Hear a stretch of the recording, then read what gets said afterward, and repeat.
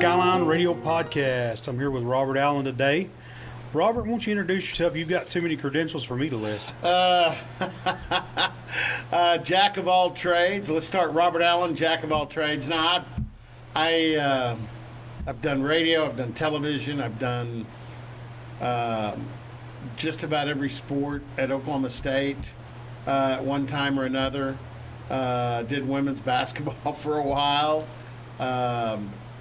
And then horse racing. I left Channel 4 back in the good old days with Bob Berry and Bob Berry Jr. and Robbie Robertson, those guys, and went to Remington Park and did their TV shows for, about 5 years. Did some ESPN horse racing. And now, I just basically do radio and sideline reporter on the Cowboy Network for football and then whatever they need me to fill in on. So we're talking, you came to school, what year did you say, 78?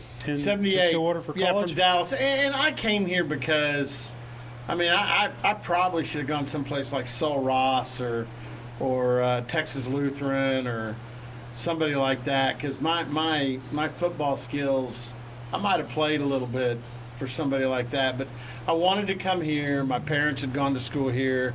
My aunt, who's no longer with us, in fact, anybody remembers Billie Jean Ward, and then Bob Kropp, who just recently passed away.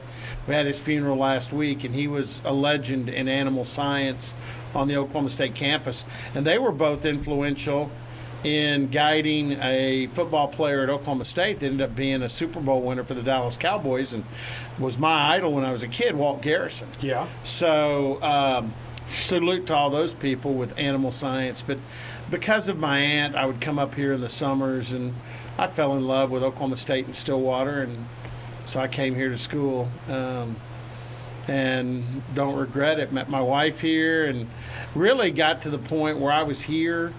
Even though I went to Wichita Falls, Texas, first thing out of school to work television down there, I knew I always wanted to live in Oklahoma. I liked it better than Dallas, where I grew up, simply because there weren't as many traffic jams.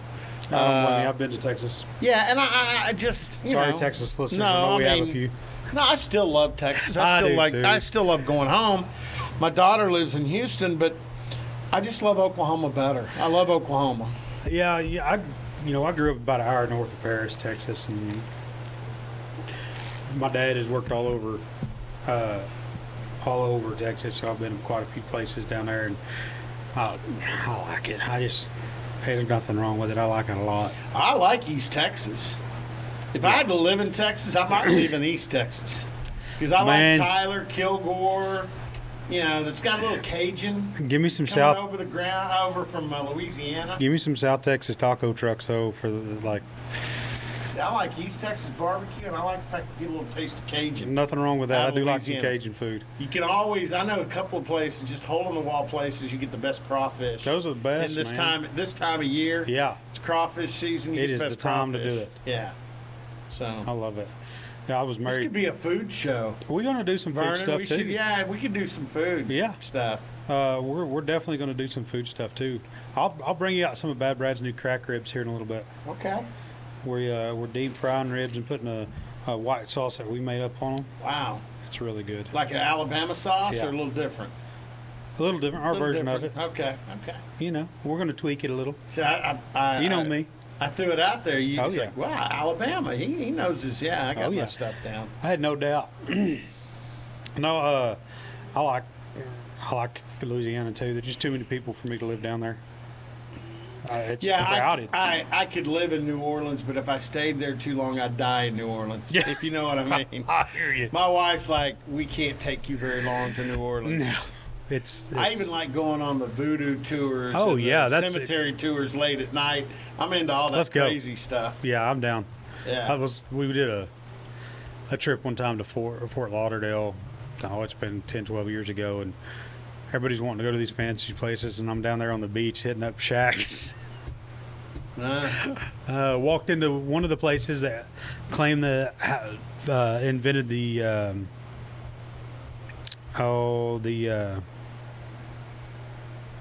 what is it? Crab patty. Oh, okay. Crab cakes? Crab cakes, yes. See, I thought those were invented up east in Baltimore. But Like I said, one of the places that claim to have invented the crab. Now, I mean, the one cake. I know, and I mean, just because I know a lot of Sooner fans, and Yeah. like a lot of, when I was at Channel 4, they were going to the Orange Bowl a lot, and so I never went because I covered Oklahoma State. But those guys would go down there, they'd just brag about the soft shell crab. That was the thing they were going after. And what was the crab place? They just heck, it was Switzer's place, but they loved going to that crab place in Miami. Yeah. Joe's Crab? It wasn't Joe's Crab, was it? No, That's a chain. That's a chain. No, this was a different place, but they used to love that hangout. But anyway. Oh, and so I didn't know you did horse racing. Oh yeah, did a lot of horse racing. Yeah. Yeah, and I still love it. Like, I did a handicapping sheet for a bunch of people that went to the Kentucky Derby a few weeks ago, and I got a couple $100 bills back from those people for tips. That's what we like to hear. Yeah, it was good, and I knew they were having a good time because I was having a good Derby, just playing it at home on the computer. I'll play the Preakness. Now, I don't have time because if I'm going to play the races, it's not just, hey, pick up a form and, I mean, I've got to study it. I've got to know what's going on because I don't want to gamble. I want to invest. I either have to be all in or all out. Yeah, and so I there's just only, don't. Yeah. I'm that way playing pool and stuff too, and a lot of stuff I do. I either don't care or I need to win.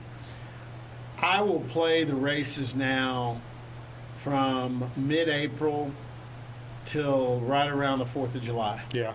That's the only time of year because that's the time of year I have a chance to watch videotapes of races, to really do the homework and be prepared. Other than that, once we get close to football, I got to put that away, and I got a job to do. I got to pay attention. So it's going to be an interesting year for football. I don't even know what to expect. I haven't talked to you about it this year much. We haven't seen each other. We've been busy. Yeah. What's your thoughts, man? Like, what's... Well, there's going to be, as of right now, there's 57 new players in the program. And they're going to have, they're doing a grandfather deal. And Mike and the staff, they got rid of a lot of the guys thinking it was going to be a 105 limit. It's going to be soft. So you could have kept some of those guys, but they went ahead and went after it. So I think there'll be like maybe 110 players on the team. So when you think 57, that's more than half of the team is new.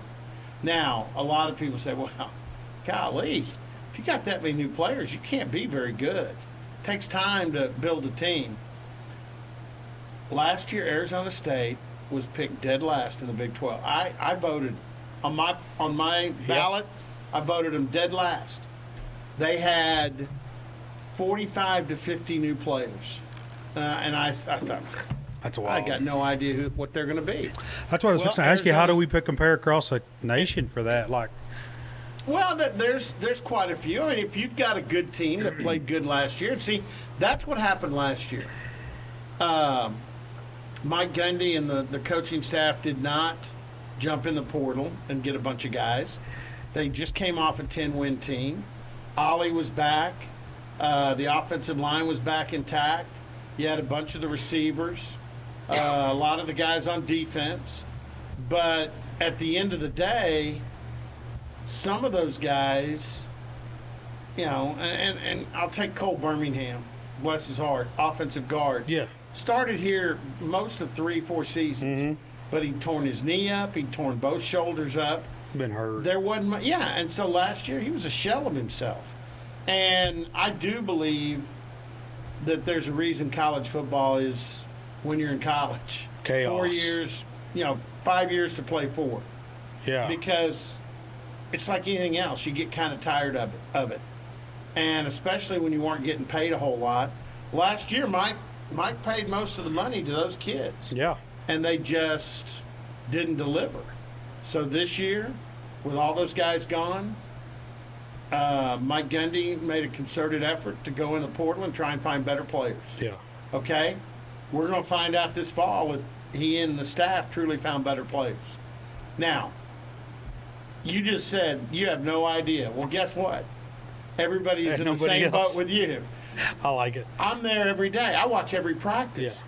And I'm not going to say I have no idea. I've told people I think they'll win at least 6 games and get back to a bowl game next year. But how many more than that will they win? I'm telling people 6 to 8 is my range. But I won't know because there's still 18 players coming in this summer. That's wild. That will impact this team. So, is that going to be the new norm for everybody? I think it'll be the new norm. Except for maybe the top 5 or 6? I think it'll be the new norm if you need it. Yeah. I think if you – now, here's the other thing, too. I don't really want to go into this, and you don't either. But we've got all these things going on in court. You've got Nick Saban and Cody Campbell, the multi-billionaire that's funding Texas Tech. They're supposed to be forming a presidential commission to study college athletics and college football and come up with a plan that will bring it back some stability so that you're not changing out that many players. Can you do it without making the athletes employees? I don't know, but they're going to look into it. Yeah. By the way, I've contacted every one of our politicians in Washington, Mark Wayne Mullen, Frank Lucas, Senator Langford, my representative, Stephanie Bice, and asked them to give my name to Donald Trump. I want to be on the commission. Yeah. I want to be on the committee that studies and comes up with solutions. So I'm so curious about how to all hash out. And I'm not extremely well informed on the subject, but I knew they were trying, but I don't know how far they've gotten or anything like that. But I think it's going to be, you're going to have to do something. Well, we had Colin Oliver out here. And I love the Colin. Weather and everything kind of played against it. We didn't have as many people out here as we hoped. But we paid him $1,400 for that appearance for 2 hours. Yeah. And his agent was an NFL agent. I remember checking later to see how much of that money he got. Yep.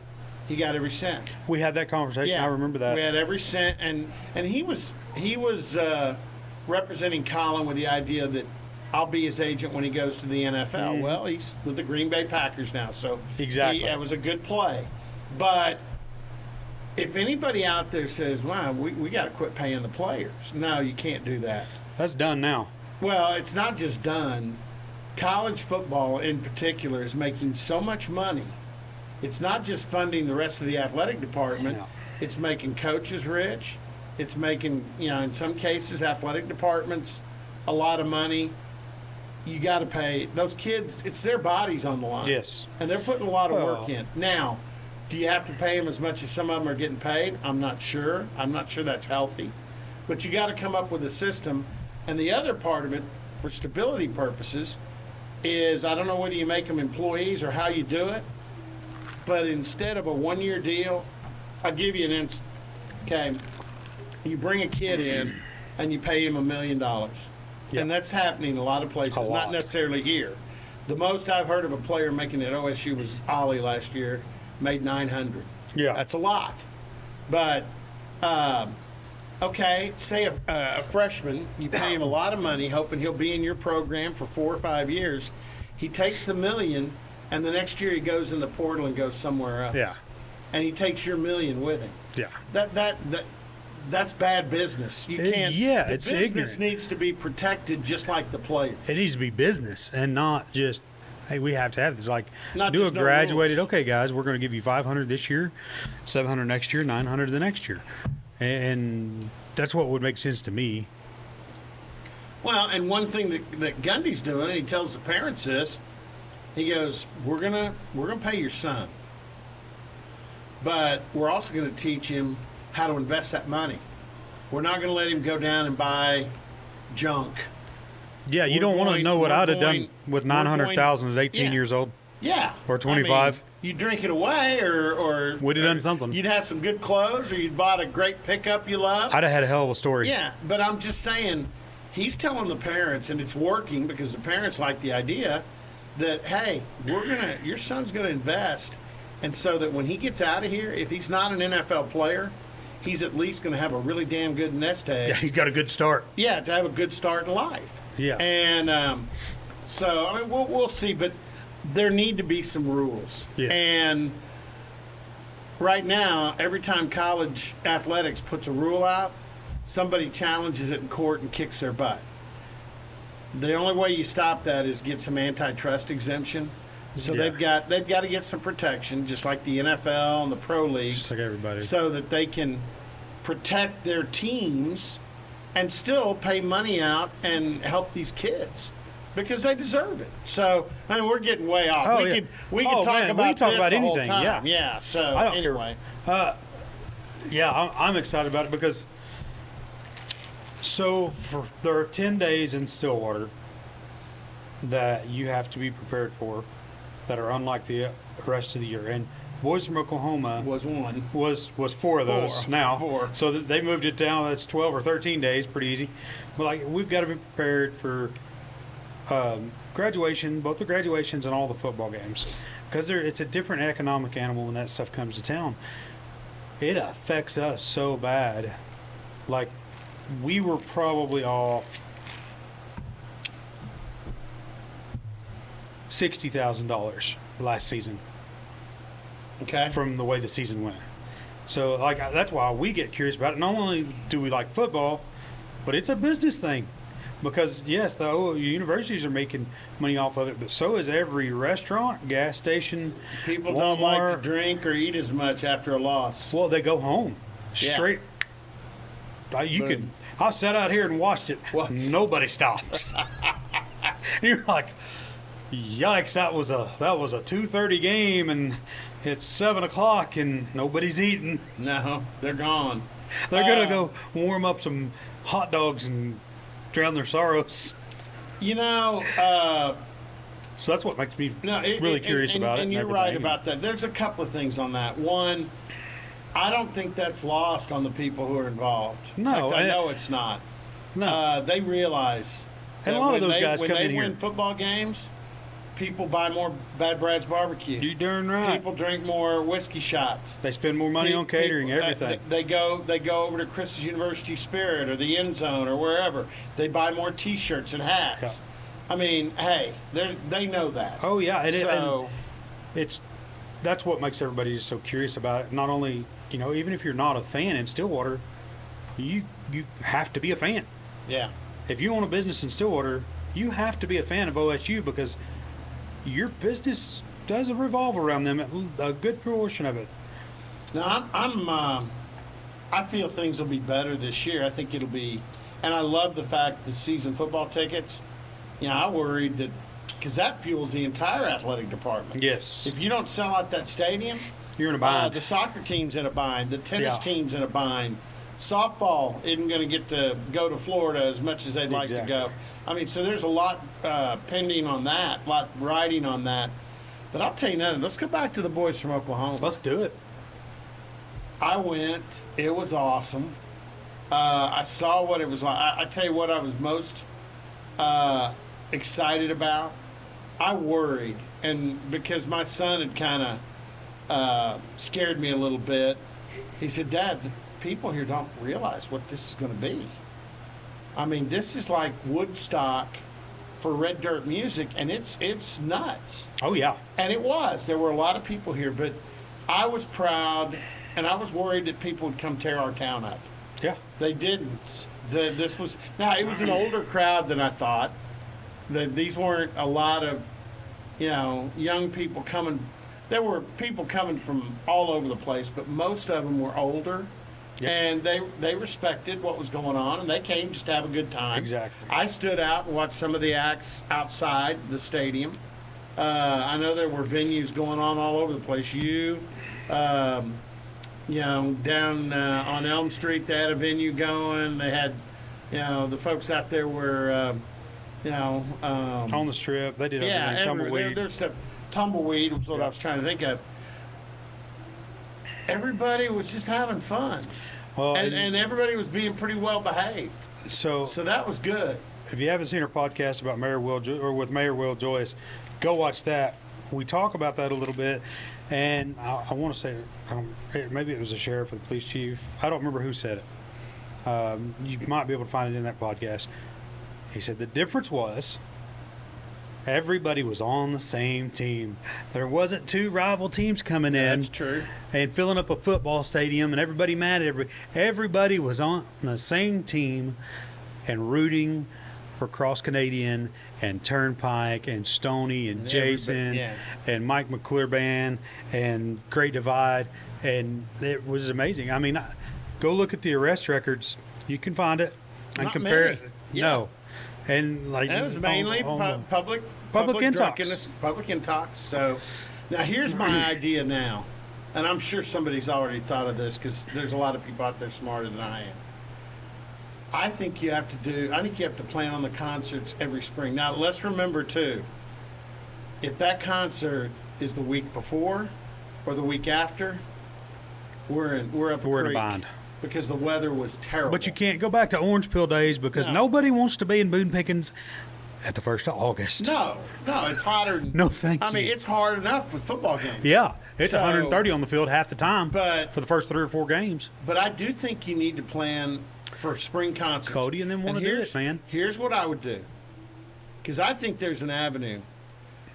Okay, Red Dirt gets one night. Yeah. You do that one night, maybe 2, but the others open it up some. I don't know where you want to go, classic rock, but I had a good idea. My wife's got me hooked on The Voice on NBC. Yeah. And I mean, I never thought I would watch that. But like this year, the coaches are John Legend, who I have a great deal of. I don't listen to a lot of John Legend, but I have a great deal, very talented guy. Michael Bublé, who I would have, if you'd have said, you know what, you're going to be a Michael Bublé fan, I'd have said, shut up. He's pretty legit, man. Like, he is very legit, awesome. And his personality is That's great. what I'm talking about. Like, I love the dude. Everybody knows his music's good, but like, I give a crap about who you are as a person. One of the guys this year on the show he's gotten closest with is a blues rock guy. Yeah. That really doesn't sing anything you'd probably hear. Michael Bublé's a crooner. He sings Frank Sinatra type stuff, And he does it which well. he does, and I can listen to that. But he's coaching this blues guy that when he got him, guy had no confidence. He'd been through addiction and come out the other side, which was great. Yeah. But Michael Bublé just had an attraction to him. They became fast friends. The guy's made the Final 5, and I would go listen to him do a show anytime. So here was one thing I thought. And then you've got Adam Levine from Maroon 5. And then you've got the good-looking country girl. I can't think of her name. But anyway, get with NBC and say, hey, we want your 4 coaches from The Voice this year to come in and do a concert at Oklahoma State in our stadium, and we want them to bring their 4 favorite students. Yeah. Their 4 favorite players that have been from, because most of them, Legend's been doing this every year for a while. Bublé's in his 2nd or 3rd year. Adam's done it a bunch. Forever. Yeah, and if you want to go country, who's Call Blake. Blake Shelton. That's a good thing. Is like, but have a Voice concert here. Yeah, I that'd be think cool. you'd get people coming from all over the country, and you would mix genres. I think it'd be a tremendous, and you get the power of a national TV network behind it. That's one of my ideas. Yeah, I like it. You know, TV money's good money. yeah, TV money's great Let's not money. be mistaken. And hey, if they either they do it live or they video it and bring it back because they're always looking for content. And before the next year of The Voice, they say, hey, we had The Voice concert at Boone Pickens Stadium in Stillwater, Oklahoma. Hey, we're gonna show you this before we launch the new season. Yeah. I mean, I think it'd be a great idea. For sure. And you know, the deal is we talk, and I'll get your thoughts on it too here in a little bit. You can bring in anybody now. It doesn't have to be. No. When you're going to fill up a stadium, you're gonna fill you up can a bring up stadium. anybody. You can bring in anybody. Yes. When you sell $6 million worth of tickets in one night, guess what, guys? You can bring in anybody you want. What I was going to say, we talked about it with Karsten Creek, and maybe Holder won't let it happen or doesn't want it to happen. But Yeah. bring in a PGA. I talked about it with the mayor, and his first thought was, well, I don't know if we can handle one. I was like, man, we just handled 180,000 people plus workers. So you're over 200,000 people for 4 days. Yeah. Bring in the PGA. Yeah, I don't know that you get the cooperation out there. 'Cause, I mean, that's... Maybe they need to quit being selfish. They've had it. They've had the NCAA there. Yeah. But I don't think he ever... I think Mike Holder's entire goal for that facility was to be... I mean, he doesn't let people... I mean, he limits how many people are They've members. only got like 100 members, don't they? Yeah, they don't want traffic. So... I'm in the other form of it, but I'm like, hey, man, yeah. what's good for the goose, good for the gander. Let's Yeah. go. So... Yeah, and it does. I mean, I've seen what it does to courses like Southern Hills over in Tulsa. After you've had a big event like that, your course needs at least a couple of months to recuperate. Yeah, I could see that. I could see that. But the big events in Stillwater is what I was getting at. Like, you can bring in anything. Well, you just got to do it. That's what I'm saying. I think this concert thing opened up. Now, do you want to do it year round? No, because you've got other purposes for the campus and the facilities. They obviously and got lucky and picked a good week. Yeah, like it's a very possible, very doable thing that they're doing all across the nation. Here's one thing to think about. Right now, as we speak, in May, you've got Special Olympics going on up there. In fact, I was up there supporting. They've been in and out all week. I love it. Yeah, and they're great. But the next couple of weekends before summer school starts would be, and your chances of good weather are a lot better now than they were when we took a chance for the boys of Oklahoma. Yeah. But yeah, I think there are all kinds of possibilities with this concert thing. I'm always going to say, hey, we want the Red Dirt music first because that's what Stillwater's about. And I'm going to tell you right now, I love those guys. And I think they'll always want to come back. They've got to. But I think you could open it up, and I think because they did this, and without Cody Canada and them, and Turnpike and this would not have happened. No, they weren't bringing back Orange Peel. No, they're not bringing back Orange Peel. But here's the other thing too on this: is the rest of the entertainment industry was watching this. Oh yeah, and now rock bands, rappers. It doesn't matter anything. I mean, anybody knows that place can put on a show. Yeah, and they do it right. Well, and it helps because we're an hour from Oklahoma City. We're an hour from Tulsa. We're an hour from or 2.5 hours from Wichita. We're an easy drive in. Yeah. Here's something I learned too about this Boys from Oklahoma. The first time you have an event like this, the venue doesn't get as big a cut. They've got to prove themselves. So they did such a good job. I'm going to tell you, that's the fastest I've ever gotten into Boone Pickens. Well, it's the fastest I've ever gotten food there. The fastest I've ever gotten a beer there. Everything was so smooth. Thank Kyle Waters. He was the facilities it was associate amazing. Athletic director, and it was kind of his idea. He and Darren Strum kind of pushed this thing to fruition, and the president at the time was behind it. But Kyle, he pulled a heavy weight on this. Yeah. I think it almost killed him, but he's coming I need to back. meet him. I need to get him on the podcast. You do. He's not a guy that takes a lot of credit. They did get him up on stage. I know Saturday. I think they may have the other nights too. I hope, because he played a big role in this. I think they did Sunday. I don't remember though, because that's the night I was there. Yeah, but it's the next time around, the venue's going to get a bigger cut. That's good, because the venue's now proven they're a part of the show. They, like you said, that little $5 million NIL cut didn't hurt nothing, did it? No, and now you can get more out of it. So, and I think you need to explore the other genres too of music. Absolutely, so write it out. I mean, I love Red Dirt. I love country. I do too. But I'm also a rocker. Yep. Tom Petty is my heart and soul. Now we gotta get Tom. If we get Tom back, that's a hell of a show now. But there's a lot of groups out there that would be. I mean, it's a shame because I think they're going to be out of business before we can do it. But could you imagine the Eagles playing in Boone Pickens Stadium? Awesome, yeah. Yeah. And if you go through my Pandora or Spotify, there's no telling. You're going to see Tupac. You're going to see Garth Brooks. You're going to see George Strait. You're going to see Jelly Roll.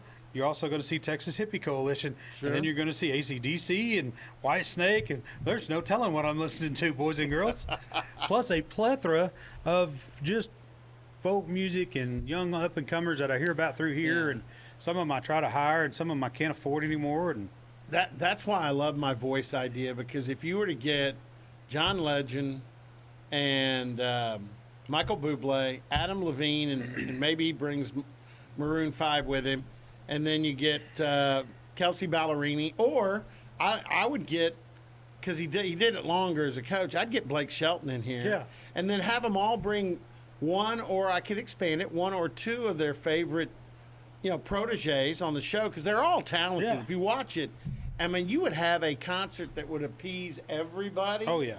Get Garth to change his mind about playing Boone Pickens. And even get some people that, like I was. Like, I didn't think, I don't want to listen to Michael Bublé. Now, I would go buy a ticket and go watch Michael Bublé in concert. I would have said that even 3 months ago. Yeah. But like you said, the dude, you know what really impresses me?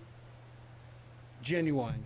Oh, yeah, I'm the same way. If you're genuine, I'm all for it. Yep. And he, like you said, he's genuine. Yep. John Legend, not necessarily my genre, but he's genuine. Yes. I mean, people who have a little humility and realize they're talented, but want to share it. Yeah, I want to go see those people. And so, that'd be cool. That's the thing. I think whatever they do, I want them to stick with Red Dirt and the Underdogs. Because that's what, like I said, they started this, and Cody and them deserve so much credit for getting this done, for coming back together. I'm sure that, I don't know that whole story. That's their story. Maybe they'll get on here and tell it one day. But there was a whole lot of pride swallowed. Yeah. To do that and to create something like that. But I'm all for it, and I think they're going to do it in the future. Everybody wants it in the future. I don't know if he said it on Sunday night when you were there. He said it on Saturday when I was there. The lead singer for Troubadours. Yeah, Evan got up there and he said, I just want to thank all y'all, because these are the 4 greatest shows of my life. Yeah. I will never forget this. Because like you said, you used the word underdogs. These guys have played a lot of venues, good venues. Yeah. Troubadours have played arenas and stuff like that. But they've never played a sold-out 60,000-seat football stadium. Yeah. On a Sunday night, it was stacked. So I was there on Sunday. So I told the story. My dad runs a trailer manufacturer. My uncle owns it. They would take trailers over to Honubby for the Bigfoot Festival in Southeast Oklahoma for Turnpike to play on when they were coming up. Yeah. And my dad calls me one day and he's like, hey, have you heard of these guys? I'm like, yeah, I've only wore out the first record there, or that first CD there that you now can't find. Yeah. And if you can find it, it's $500 on eBay, and it only had 5 songs on it. Like I said, I came up on Turnpike from nothing when they were playing.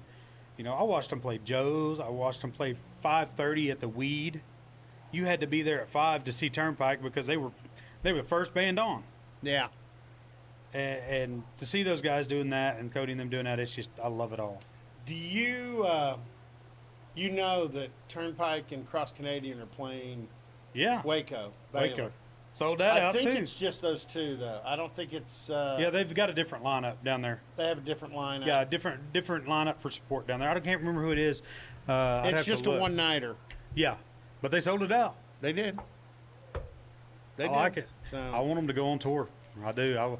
I want the best for them, man. I like to see people do good things. It's cool. Yeah, I learned some new artists, too, that played the outside the stadium. Yeah. That are really good. And they're, for the most part, Oklahoma. Yeah. In fact, everybody there was from Oklahoma. We're standing there with my daughter and son-in-law on the turf field on the Sherman Smith, watching the Sherman Smith stage. And I'm trying to think of the girl's name. But my daughter goes, she slept on our couch once. I'm like, what? She goes, yeah, I mean, she was playing here in town, and didn't have any Wasn't a place to redhead, stay. was it? Yeah. It's Kaylin Butts. Yeah, it was Kaylin Butts. Yeah. Yeah, Kaylin slept on my daughter's couch one night over on Orchard. We were all on the strip at the same time, and you crossed Yeah. paths. She's good people. Okay, yeah. Yeah, that's funny. She's about to take off, I think. She's killing it. Yeah. Murdering it. I love it. Yeah. I love it. Good. So, no, that's been a big deal. That's a big deal for the town. It's a big deal for the school. I just love it. I'll tell you what another big deal for the school is how David Taylor's handling things.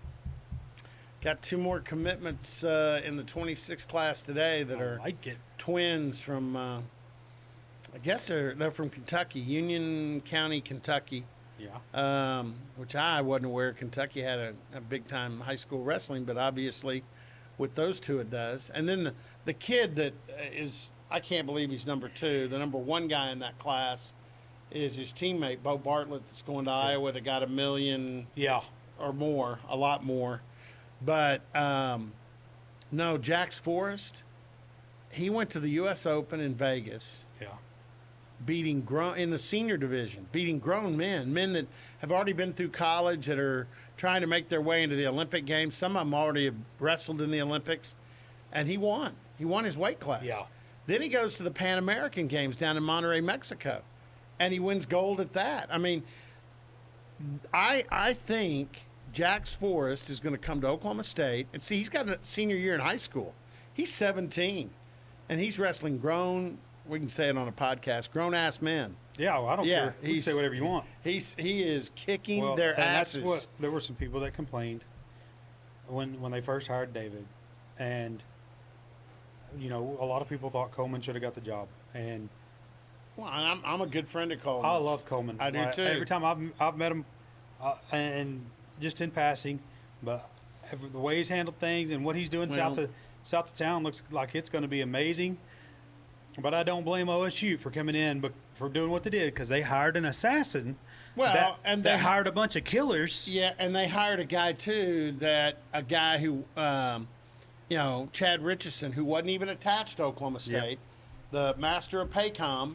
Yep. That built the stadium at UCO that has a lot of money, and he got a hold of Oklahoma State and said, if you'll hire David Taylor, I'll put up the money for a regional training center. Yeah. Which Taylor would want. Oh, yeah. I mean, the one at Happy Valley for Penn State is a main reason Penn State gets a lot of their kids, and they've taken over the sport of college wrestling.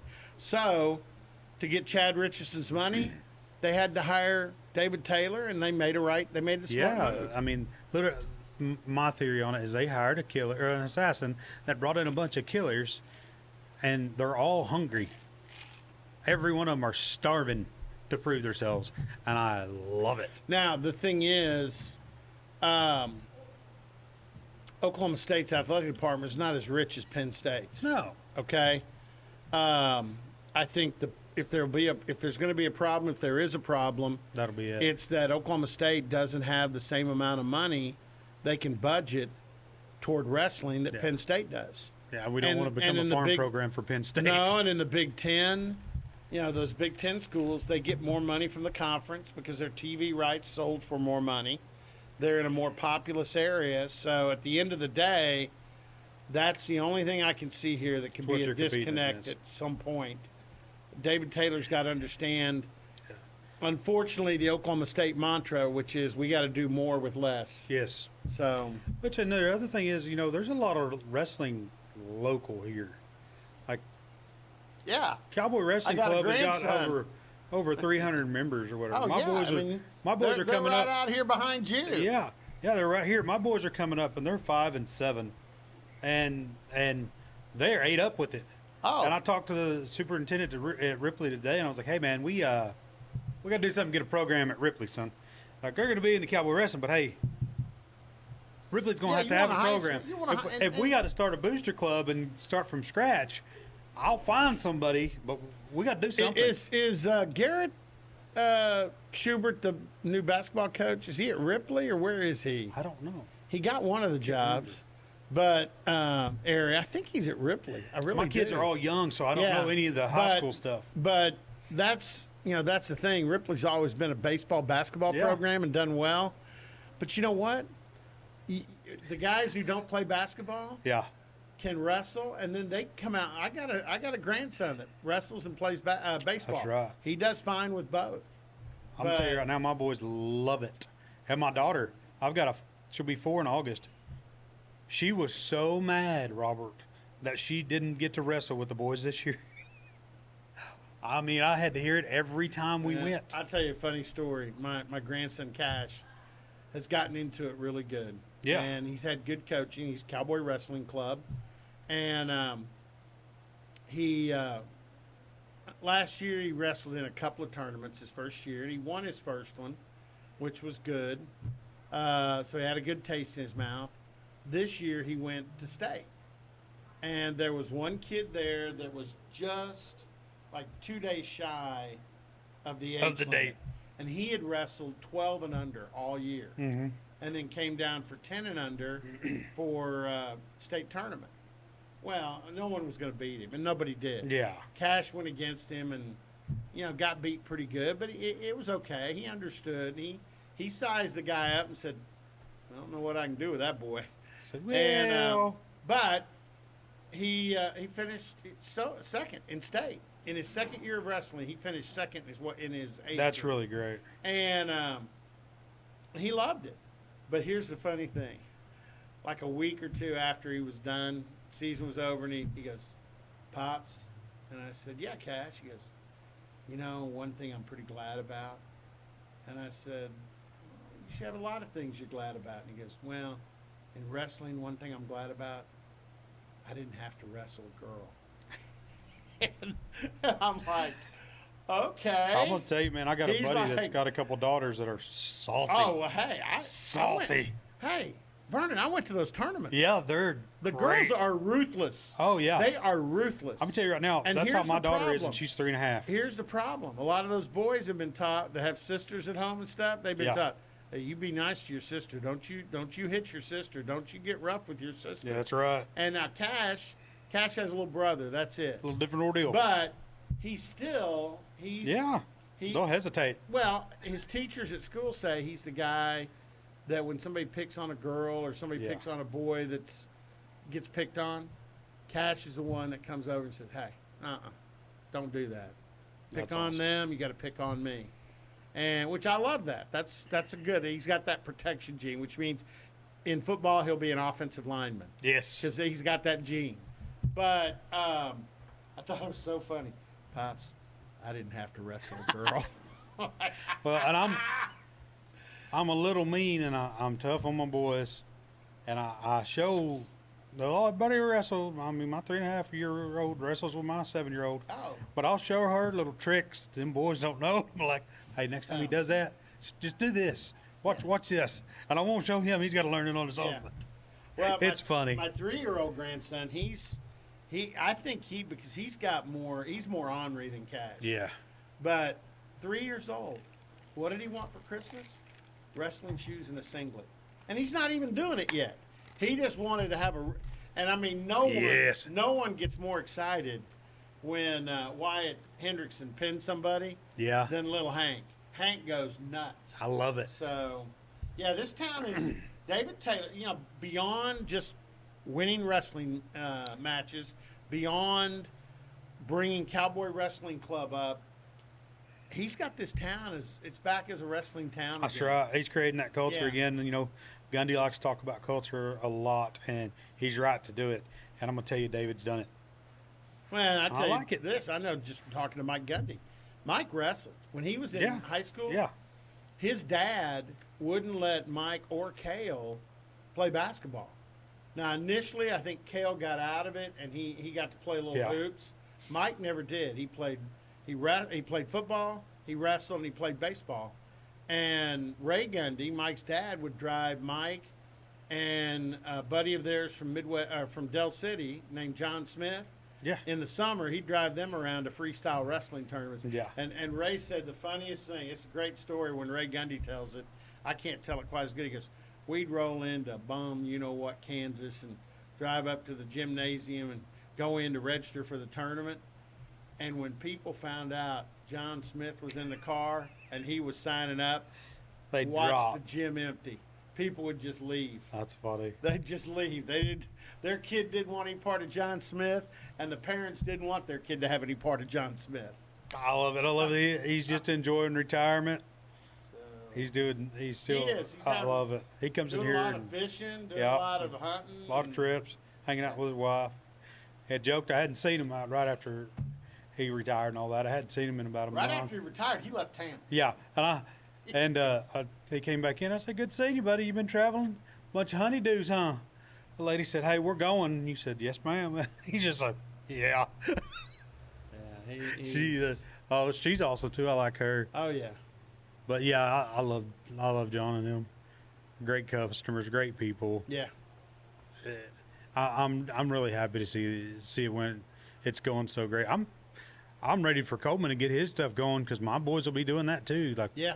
I don't know what his age brackets are going to look like down there and how's he going to do it. See, But my son played football, but he was really, in fact, his best man at his wedding was from the wrestling program. Yeah. But he loved the wrestlers. In fact, the dumbest thing for Zach was I found out, and see, he snapped. He was a deep snapper. And I found out he was the wrestlers that got him down in the rivers, and they were noodling. And I said, what's wrong with you? You're earning your college scholarship with your hands. yeah, You lose a finger, that ball ain't coming back straight to the punter or to the holder. no, So, and you're putting your hand in holes that you don't know what's in there. This is not really smart. We need to think this through a little better. I got some scars from it. I love it. He does it. Yeah, I love He does it. it now, but no. At Yeah, the I don't time- blame him. I don't blame him. Like, you remember what's making you money, son? What's making that paycheck? Yeah, hey, you lose a finger, and I might start paying tuition. Yeah. So, That means you're not going to the same college you're going to now. Yeah. So, That's funny. yeah. So, Robert, you've built a brand around yourself in a way. Did you mean to? No, it wasn't conscious. And here's the deal. My wife asks me all the time, why? Because she sits up in the coach's office because she can with, the grandkids and because of Zach working up there. I work on the sidelines, but I buy season tickets every year. Either give them away or we might sell them for if it's like last year we sold them for the Arkansas game. Never would sell Bedlam tickets because I didn't want them to fall into the wrong hands. So we'd always give those away, and we knew who was going to sit in there. But my wife asked me all the time, well, why are you buying football season tickets? We're not going to use them. And I said, because my living is made by covering Oklahoma State. Whether it's football, basketball, baseball, whatever it is. And so I give generously to the posse. I buy season tickets in football. I've bought baseball season tickets too, and wrestling a couple of times too, but mainly football because those are the ones that cost money and those are the ones that kind of propel the athletic department financially. But my brand is built around the OSU brand. Yeah. So I'm definitely gonna. I know where my bread is buttered. Yeah. And I'm gonna make sure I butter it back a little bit just to make sure. And you just mentioned it too. That's with every business in this town. Yeah, OSU is the driving financial force. Exactly. It's the engine in this town. So you gotta put oil and gas in the engine. Yeah. And that's what I'm going to make sure I do. But that's the other thing. I mean, like you said, I did horse racing, and I mean I liked it. I love the people I was dealing with, the trainers, the horse owners, the jockeys. I mean, they're all salt of the earth people. Yeah. The track management at times they were kind of horses' butts, but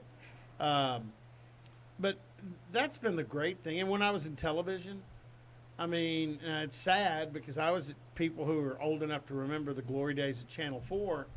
Bob Berry was my boss. He was like a second dad to me. Ray Gundy's like a second dad to me, but Ray never worked in television. If he did, he wouldn't have lasted long because he'd say some of those words the FCC don't want you to say. But I had Bob Berry. Then Bob Berry Jr. was like a brother. Yeah. I've lost him. I mean, if people wonder why we need to be careful, and here I'm going to make can I make political statements I don't on give a this? shit. Okay. We can say whatever we want. It's my podcast. What are you going to do? Not listen? The guy that hit Bob Berry Jr. Yep. Now, Bobby was on a motorcycle without a helmet on. I could kill him for that, but I can't kill him because he's gone. Yep. But the guy who hit him and killed him was a illegal immigrant who had back for the 4th time, had been deported because he'd broken laws, particularly driving while intoxicated. And he was intoxicated when he hit Bob Jr. So if that's a political statement, so be it. Robbie Robertson died a couple of years ago, heart attack. So if you know Van Shea Ivan, Van Shea worked with us, and he's at the OSSAA now, high school athletics. That's my only brother left from Channel 4 days. Yeah. And I miss all those people. But those were formulative for me, Vernon, because Bob brought me in. He said, look, it ain't going to be easy. You're going to have to pick up a camera and shoot. You're going to have to, report. And when you anchor, you probably are in here by yourself. Yeah. You're not going to have a bunch of help. You're on the totem pole. You're the 4th man. Yeah. And I rose, and it was nice to rise and have Van Shea to help me out and stuff. But no, and I was telling somebody else the other day, Ron Turner was our news director, and he was the primary photographer on the Barry Switzer show. Yeah. Going back past that to the Chuck Fairbanks show, I think Ron had done it a long time. Well, it was not TV type coverage. It was NFL Films type coverage. I mean, it was just great stuff. Ron Turner taught me how to shoot football. And NFL Films tried to hire him away from Channel 4 multiple times because he was that good. I mean, the man, and he shot it when they shot with old film cameras and then advanced to video. But, I mean, that stuff was great. So the Channel 4 days for me were probably my, like I use the word, formulative. But did a lot of molding on you, huh? Oh, yeah. And also, I mean, I learned how to be a professional in the media business. I learned what you could and couldn't do. I stretched it a few times. The good thing is everybody liked me. All my bosses liked me enough that when I got suspended, they suspended me with pay because they knew it hurt. I was going to hurt, and it was going to be punishment because I couldn't play the game. So, but it was nice. I didn't get docked pay. Wasn't losing money. Yeah, wasn't losing money. Just being frustrated. But then radio, I enjoy doing radio. I enjoy, and I'll tell you what, the most fun is the games. And Dave Hunziker, who lives here in town, I wouldn't do it with anybody else. I mean, he's the captain of the ship, and he is one of the finest people I've ever been around. It's great when you get to work with people like that. John Holcomb, Britt Lockhart, our producer-engineer, Kip Racy, our general manager, who, you know what?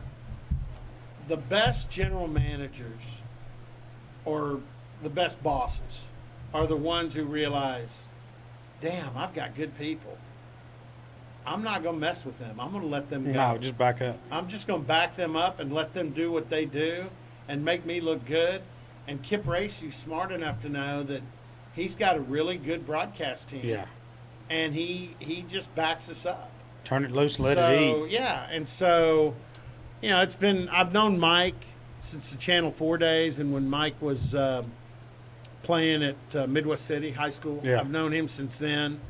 So I have a good relationship with him because, he can get salty. He got really salty last year. I mean, I don't blame him. It was a tough damn year. I wouldn't have wanted to be on his shoes. No, if you think he doesn't care, if you think he sits over there and goes, I'm making such good money, I don't give a damn.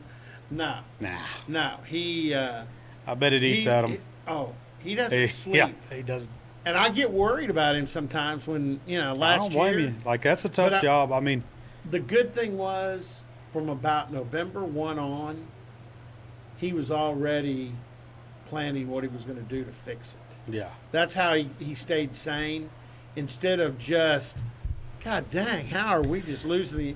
He said, look. I know what that's like in business. He goes, I can't fix this right now. It's a longer term fix.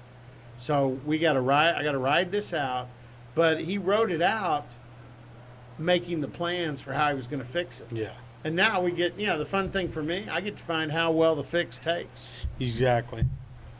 Yeah, there's a lot of people get aggravated. Well, he makes $7 million. You ought to be able to do a decent job. And I get that. Don't get me wrong, because I'm not making $7 million, and I know what would happen. Well, but then again, there ain't a whole lot of people can do that. And here's the fault of Mike Gundy, okay?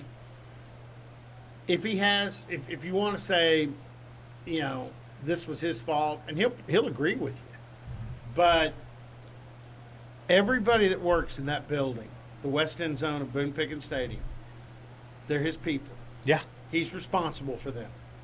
He's never – one of the worst things for him in life has been firing people, because he knows when he fires somebody, he's not just firing them. He's firing the man's wife. He's firing the man's kids. Everybody gets uprooted. And he takes that – that kind of heart. Firing is not like firing somebody. It's not like me firing somebody. If I fire somebody, they go to the next job, and it's no big deal. If you fire somebody at that level, it has ripples. Everybody in the world sees it. Yeah. How it's handled, it affects not only their next job, but it could affect the next 40 years of their life. And it could affect whether they stay in the business or not. Yeah. When what he did this year, which was unprecedented, I've never seen it at any level of football, from the NFL, college to high school. He basically, the coaching staff changed completely. Now, you've still got, like, my son and the guys that are over there that are doing the recruiting. You've got the younger coaches that a lot of them stayed. The older coaches, like Chris Thurman, Chris has been out here, and Gary Gibbs, who, used to be the head coach at OU, they're still there. But the actual on-field coaches, he changed them all. They're gone. Changed them all. Yeah. And I guarantee you, it took an extreme, but I think what he learned, and I've learned it too. And you got to expect, you got to respect his loyalty. Yeah, and he's had that. But here's the thing: a lot of times, experience and continuity is a great thing in any sport, but football especially. But sometimes things do run their course. Yeah. And this literally had run its course. You had some coaches that needed a change of scenery. They had gotten way too comfortable.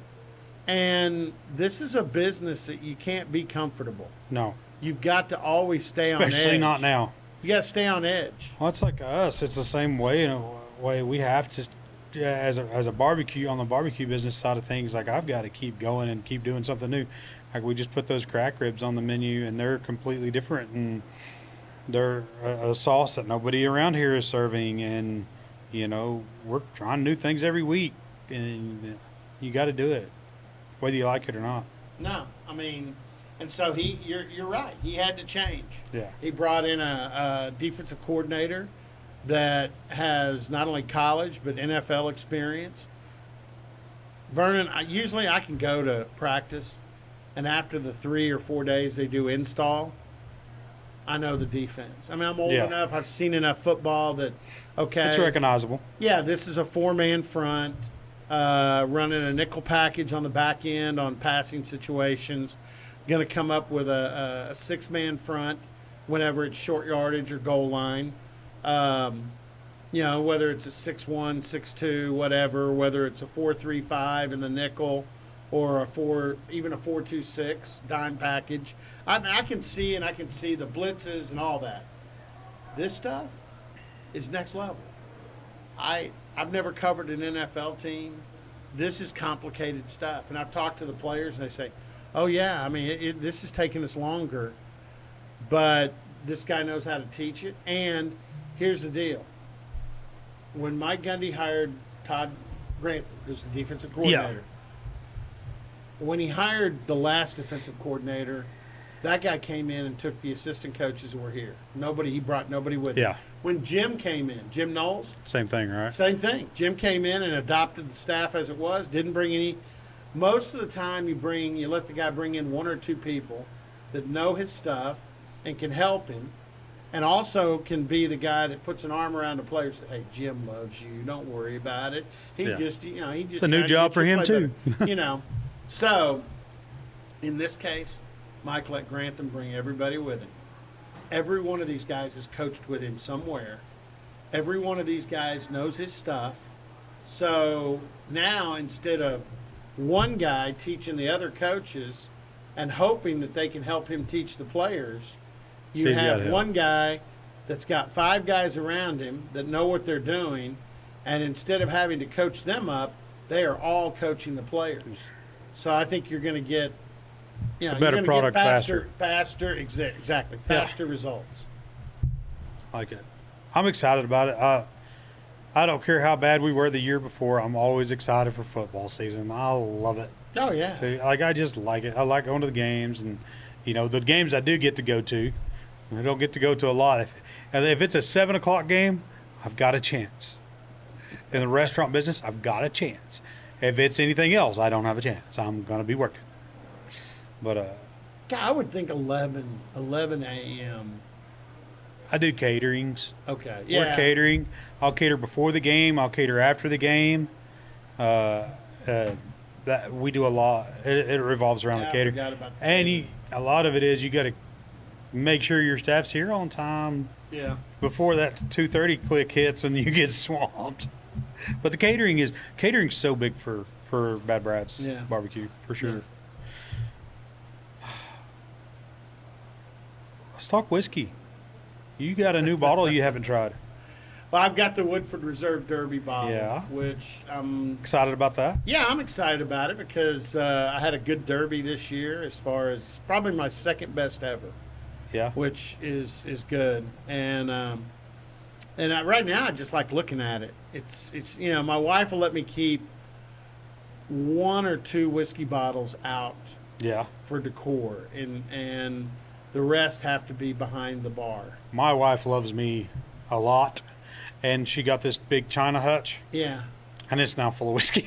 Really? She does. And then for was it Father's Day? I don't have a reserve cabinet at my house. Father's Day or my birthday, she bought a whiskey cabinet for a reserve cabinet, and now those both are full. And I've got to talk to my insurance guy, because if those burn down, there's some money there. You're like, crap. Well, if you got really rare, you need. I don't have a lot, but I've got a couple that are like, fireproof safe for sure. For the rare bottles. I don't have anything rare enough that. Even on the fireproof safe, they're not gonna make it. They don't make one rated high enough, unless you're probably in 2 foot. The heat's gonna get it. The heat's gonna get it. It's gonna melt the glass. It's just like money. Well, it's just like I was at Lee Glass and Window the other day. And they're talking about a lot of these homes that didn't get destroyed. They're inviting people to call them out, and they'll do it for free. Look at their windows, because some of those windows, they're ruined. They're ruined. Yeah, I had some friends who are the same way. But they know what to look for. Yeah, they're going to leak. They're going to, When it gets cold, you're going to feel it. Exactly. And I don't care how great your fireproof safe is. If you've got $100,000 cash in it and the house burns up, that $100,000 is going to burn. Really? Yeah. It will. I was hoping. I was hoping I could protect that. No. If I find $100,000, I'd probably spend it anyways. It wouldn't be in my safe. Well. But no, like it. They're good. It's gonna burn up. Wow. It's wild, but that is what it is. They're tougher to break into, I guess, but like they're gonna burn up. Ain't that some shit? I mean, I know some people that their safes that lost their houses, but their safes worked, and they had the records. Find out of what the brand stuff. they had. Yeah. And I would find out what brand they had, because most of them, especially the cheaper safes, even if they are fireproof, they just. Well, I know some of them they'll lose their integrity for sure. Oh yeah. And you'll have to replace. That has to be safe. expected. Yeah. So. But if it protects what's in it and does its job there, that's a big deal. But no, we're still doing a bunch of whiskey here, and I still drink a little bit every now and then. But what's your favorite bottle you found? You gave it to me. Which one? Widow Jane. Widow Jane, the Applewood or the 10-year? 10-year. 10-year. I love it. Unbelievable. I mean, when you get, it's like, I thought, you know, and I saved it until I could drink it with my son and my son-in-law, and I was like, New York. Yeah, it's kind of like the old salsa commercial. New York. I forgot about those. New York can't make great whiskey, you know, just like Pace Picania, get a rope, you know. Yeah. But the first time I drank that Widow Jane, it was like, oh, man, this is... I think it has a lot to do with... New York, imagine that. In New York, they make the best whiskey in the world. I'm a firm believer in the water makes the whiskey. Well, New York's got great water. That limestone water that Widow Jane uses, I think, does a good job, and they make really good whiskey. Which makes me... I mean, I've had some good whiskey from the state of Washington. Yeah. But they've got great water up there. Oregon. Well, we're going to Oregon. Going to Oregon this fall. And what is the brand I'm thinking of? Redwood Empire. Is from Oregon? I think they're Northern California. They make really good whiskey, and it's consistently good whiskey. And I love the hell out of that. I can't think of the name of it. It starts with an A. It's the whiskey that is aged in tequila barrels. Addictivo. Yeah. It's Addictivo. Yeah, I've got a bottle. It's a twisted bottle, yeah. Have you had that? It's so smooth. Oh, my God. It's lightweight for me. I don't really do 80 proof whiskeys anymore, but that is such a good whiskey. Well, here's the deal. It's like drinking water. I mean, if you just want a whiskey that you're going to drink all night and it's not going to have any kickback, at least till the next day, the Addictivo. I've drank, you know how they put it in the cap, yeah, too? Yeah. I finished. I don't spare anything. We ain't wasting it. It's all gone. No. But, no, I love the Addictivo. And my wife is not a whiskey drinker, but I had her drink that, and she's like, this isn't like have a bite to it or anything like that. And I said, no, honey, it doesn't get any smoother. Yeah, it's really good. It doesn't on that. And here's the deal that's crazy about it is you would think taking the makings, the mash and everything of a good whiskey and putting it in tequila barrels would make it harder. This would have the biggest bite of any whiskey you ever put in your mouth. That it would burn just all the way down. Start with a good tequila makes all the difference. Yeah. The instead of making it harsher, it smooths it out. Yep, for sure. So, I like it. So that's not a rare brand or anything like that. No, it doesn't. But I like just the sip. Yes. I mean, it's good. And it's especially when you want something smooth. Yeah. So that's a good drink. I'm one of those guys that I almost never want anything smooth.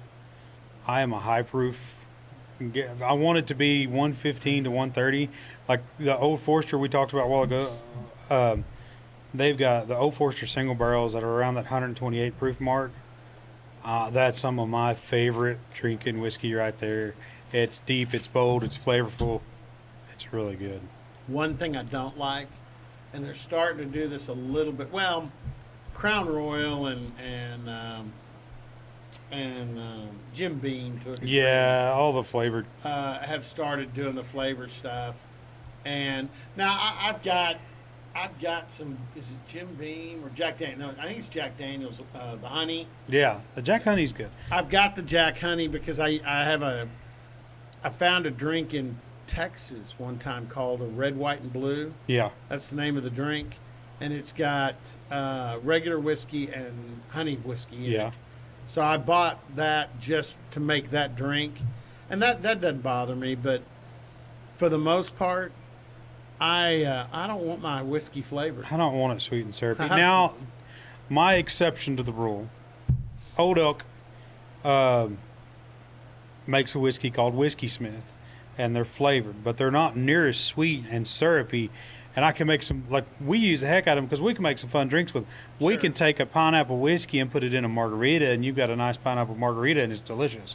We take a chocolate whiskey and do with some mochaccino and make a chocolate martini, and it's Chocolate fantastic. martini or coffee martini. Yeah. And, It's fantastic, but it's not overly sweet. It's just a little. But yeah, I'm a high proof guy, like Weller foolproof, barrel proof stuff. Well, here's another thing too, and I will use mixers with my whiskey. Sometimes just on the rocks, or just sometimes whiskey and water. But I'll drink whiskey and Coke and stuff like that. But sometimes that's why I've got the Addictive O. Is sometimes I just want drink what you like. I don't give a shit what anybody says. And I don't want it to be heavy or harsh, and that's perfect. So, in fact, a lot of times my wife likes ice cream. I don't. So while she eats ice cream, I'll have a glass of Addictive O. Nothing wrong with that. And this way, it'll last as long as her ice cream does. So, even longer. But I like that. Like, when I I do a finger or two. Addictive O, I'll do Yeah, you did pretty good pour. Full pour. Little slug. Full pour, yeah. So, what's your favorite Stillwater memory? Doesn't have to be OSU football or anything like that. Favorite Stillwater memory ever? Wow. Wow. That's a long time. Obviously, every single Bedlam win. Every one of them. Especially the last one. Yeah. Was really good. A lot of them are tied up over into football. Yeah. I imagine they would be. I mean, yeah, your life is revolved around it. So, but my son and daughter-in-law got married here, and their wedding was a great celebration. They got married at the First Methodist Church, and it's funny. They're two people that they live and die by their loyalty and tradition. So I remember asking them, hey, where do you want the rehearsal dinner to be? And they had their rehearsal dinner. They had beer and pizza at Hideaway. I love it. They didn't want anything fancy, steakhouse, anything like that. They wanted. Man, I'm a firm believer in Hideaway. So when we do wedding caterings, the bride and the groom will come in and they're all worried. Well, I don't know if everybody will like that. And I don't know if everybody. I said, you got to remember, especially if you're paying for it. Yeah. Everybody else is getting a free meal. You eat what you like. Yeah. They don't got to eat. Well, the funny thing is, I forget who did their. I think Brian did. Freddie Pauls did their wedding. Yeah. He did their wedding catering, and we had to put a plate, or we had to put to-go boxes together for them. They didn't. When you're the bride and groom, a lot of times you don't eat until you're back at the hotel, and so they were trying to think where they went, but they spent before they left. They spent their first night at that Best Western over there. Yeah. And so we got them, the suite upstairs, whatever. So I remember bringing the food over there. So their wedding was a big deal. God, go all the way back. My wife will probably be mad if I don't think of something about me and her. You might want to mention it. Yeah, I'll tell you what. She'll love that I told this story. So when I first started dating her, I was a sophomore and she was a freshman. And we got in her, even though we were both, she was from Richardson, Texas, I was from North Dallas. Mm-hmm. We didn't know each other, met here. One of my aunt's friends who knew both our families introduced us. And, I thought she's pretty cute. We started dating. But I still had a girlfriend that was going to the University of Texas. Oops. And so, she goes, you're going to meet me in Dallas for OU, Texas. Because I didn't go my freshman year because I was walking on here. Yeah. By then, I'd realized, I don't need to be out there. I remember, Pat Jones, who I know well, called me up and said, "Hey, I don't see your name on the list. You played last year." And I said, "Pat, you don't want me." He goes, "You don't realize we don't have anybody. We need everybody." I said, "You don't want me." But so she called and said, I need you to meet me in Dallas for OU Texas weekend. We got a big party and all that. I got your ticket. And things started to get a little crowded. And so I said, "Okay, no problem." So I told Lynn, I said, "Yeah, I've got to go down to Dallas next weekend." She goes, "Oh," because she didn't have a car here. She said, "Will you give me a ride home?" I said, "Oh, yeah, no problem."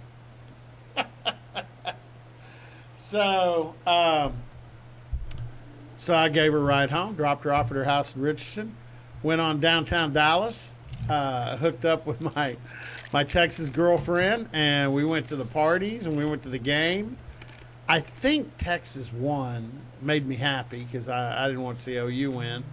And partied after the game, and I went home by my house, did some laundry, and said hello to my parents, and woke up Sunday morning and went and picked Lynn up and drove back to Stillwater, and somehow, some way, she had found out. It had to be from like one of my friends. She had found out that I was dropping her off and I was going to the OU Texas game with this other girl. And so we're about halfway. I think we just crossed the Red River. That's a long drive. Coming home. And she goes, "So how was the game?" And I looked at her and said, What game? She goes, "The OU Texas game." And I said, "I didn't go to the OU Texas game." She goes, "Don't you lie to me." And I said, "It's okay. Texas won. And she goes, "And how about your Texas girlfriend?" I said, "Texas girlfriend?" She goes, "Don't you lie to me." I said, "We broke up," which was a lie. But I got back to Stillwater. Had to make a phone call. And I made a phone call. We broke up. I was like, "Yeah, this girl's too smart. This girl's too smart for me. I can't pull anything over on her." A buddy of mine, gosh, what's his name? What are they called? Ag extension educators. Yeah, extension agents. Yeah, extension agents. Yes, my goodness, it was slipping my mind. So, see, I come out of my science background. ag extension agent at one time was up here at OSU. He used to bounce on the strip, and he had two little gals. Well, one of them was OSU, one of them down here at ECU, I think, or something. Well, he goes home, and he's going to meet the one up here at her family's house for Thanksgiving dinner, Christmas dinner, something. Well, the whole family's there. Well, the girls are cousins, and he doesn't know it. Oh, gosh. Yeah, he walked into that and walked right back out. He said, "I opened the door, I saw them both, saw that look, and I left." Never went back. Wow. Yeah, that's... I was like, yeah, got a little crowded. No, I can tell you, I'm trying to think of the girl's name because I had dated, she had gone to a private school. Yeah. But we had seen each other some in high school. She looked like an actress. She looked like, there was a movie with, I'm trying to think what the name of it was. But she had short curly hair. And yeah. She was a cute gal. But yeah, I called her up and broke up. I said, I said, this long distance thing ain't gonna work. It happens. She goes, "Why?" I said, it's just not gonna work. I said, and I want you to be able to see guys down there and have a good conscience. And I can't go out with anybody here and have a good conscience. Which what I wanted to say was, I can't pull it off on the girl I want to go out with, so we're done. But the choice was made. Yeah, and that was not probably a great and it wasn't a Stillwater moment. It was a Red River moment. It's comical, though. But, yeah, it is comical. Yeah, I mean, and God, I mean, I got a lot of, and I tell you what, a lot of my memories now are grandkids here, because I hope that Zach and Sam, that's my son and daughter-in-law, she played softball at OSU. I hope they can stay here, because this is such a great town for a kid to grow up in, and I can already tell Cash and Hank love it here.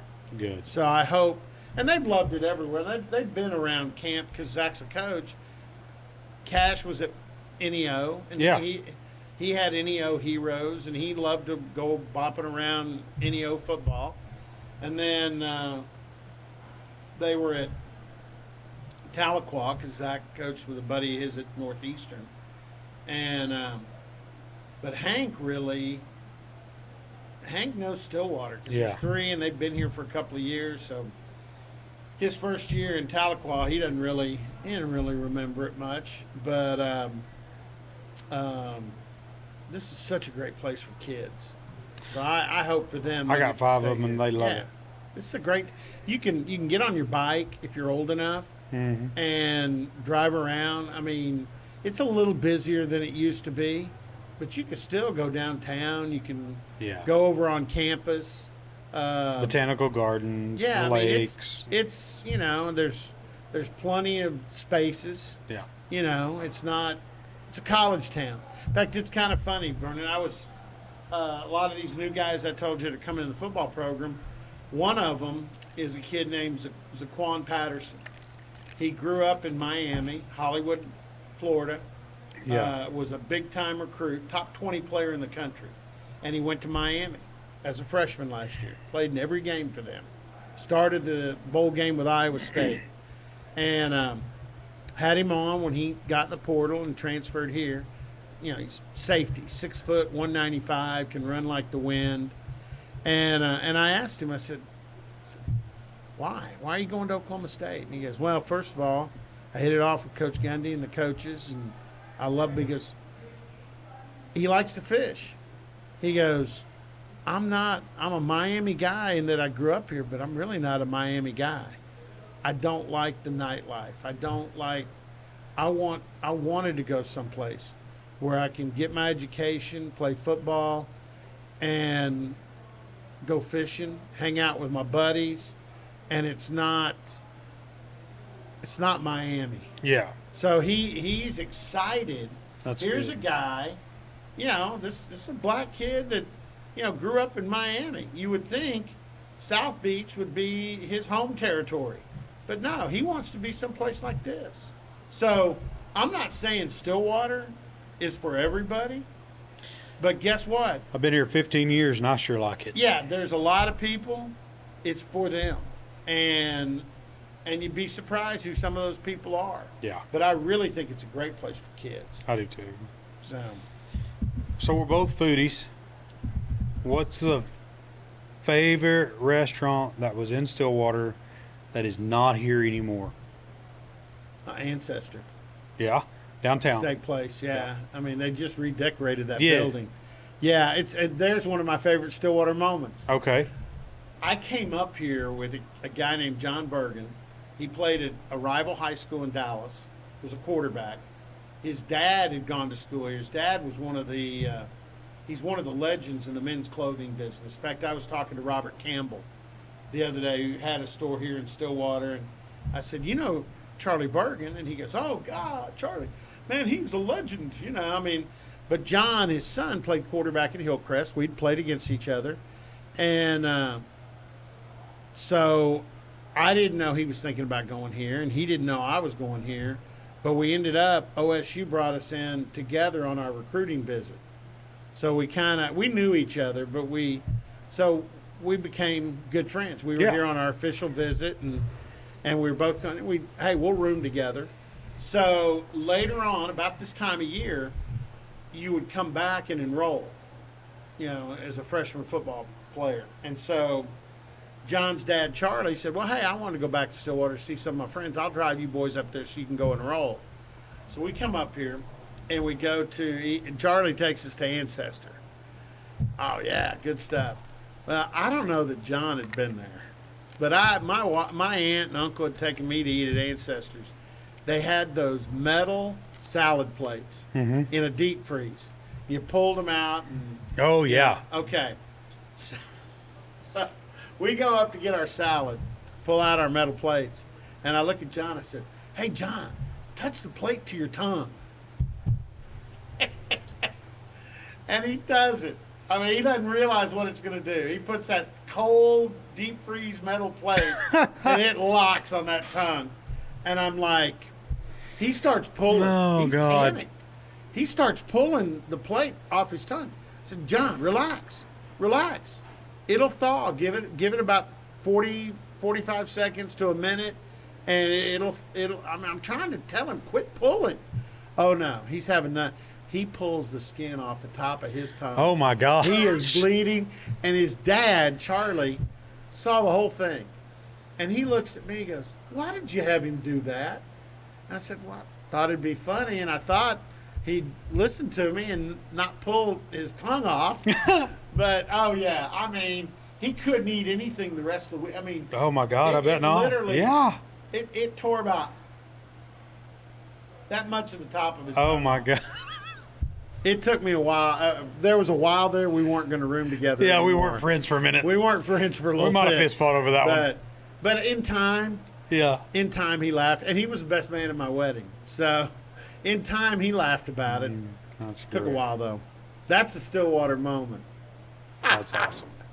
It's like if you've ever seen Yeah. that ad where, there's a street light. Oh, yeah, and it's Christmas. freezing. Well, yeah. Yeah, the old Christmas story. Stupid.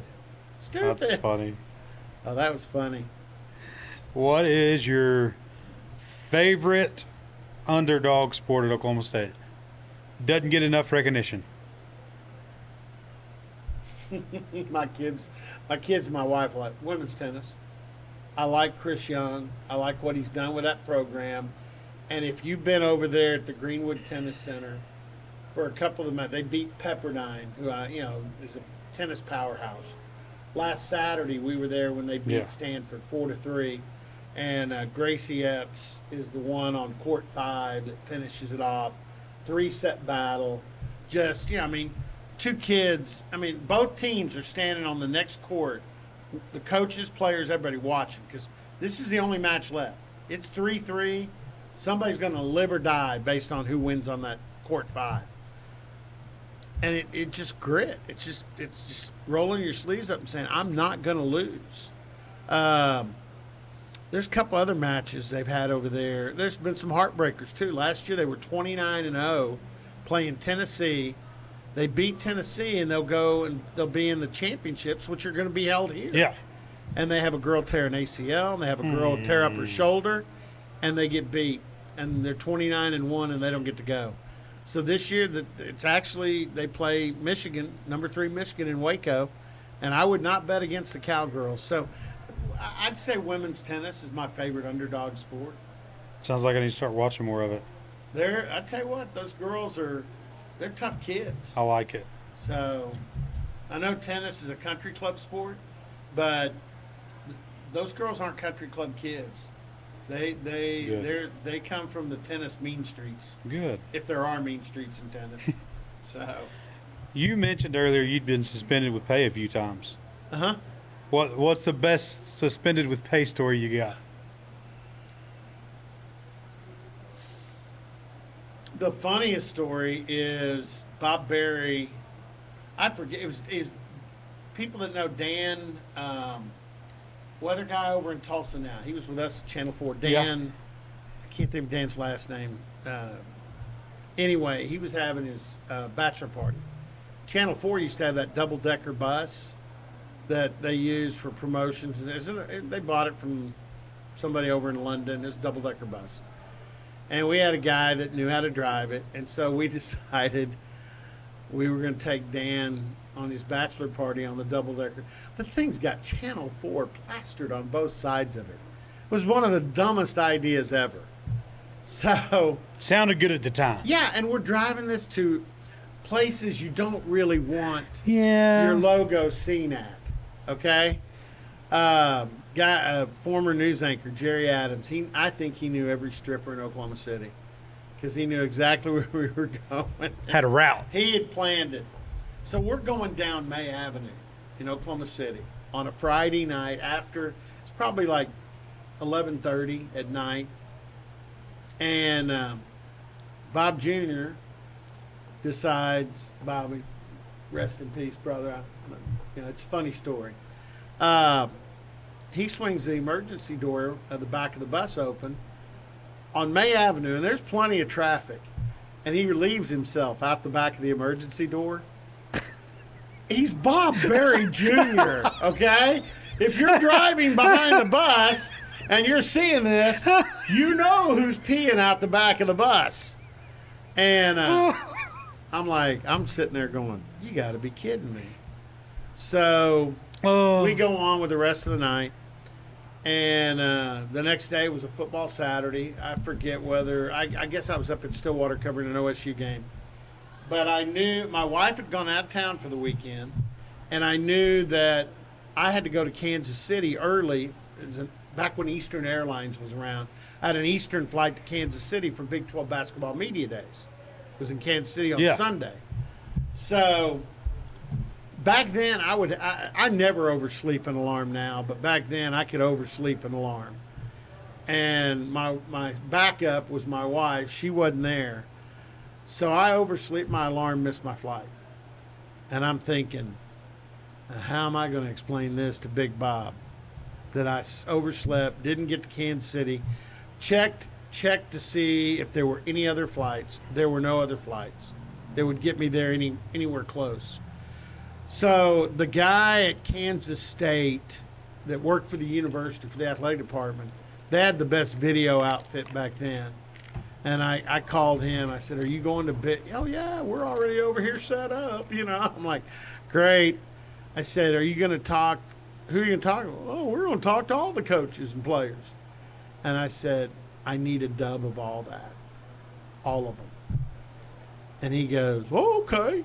I said, whatever you want, I'll take care of it. And he goes, well, I'm going to need to be reimbursed for the tapes. And I said, I'm going to more than reimburse you for the tapes. I'm going to send, I think I said, I want to send you $300. Oh, wow, that's generous.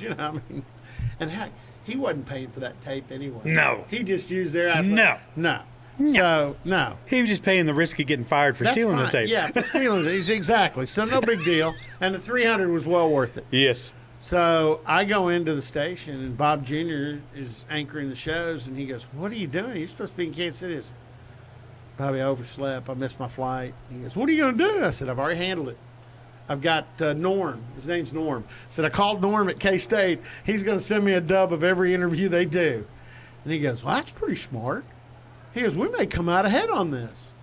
And I said, no, I don't think we're going to get that flight reimbursed. I just overslept. I don't. He goes, I don't know. I'll let business worry about that. He goes, what are you going to tell Dad? And I said, because he'd say, what are you going to tell Dad? And I said, tell him the truth. I overslept, and, I had completely forgot that Friday night, my compadre, my big brother, had pissed out of the back of the Channel 4 bus on May Avenue in Oklahoma City. Okay, so fast forward to Monday. Now, when you're in the sports department, Robbie Robertson used to do the noon. We had noon sportscast. Yeah. God, I love that, because you do that, you'd work until 5 o'clock, you go home. A normal person. Normally, you work till 11 o'clock at night. So, so I go in Monday, like 1 o'clock. Bob usually wouldn't mosey in until about 2:30 or 3. So, God, I should have found something to go cover. I should have gotten my butt out of the station. But I didn't. And when Bob came in, I was there.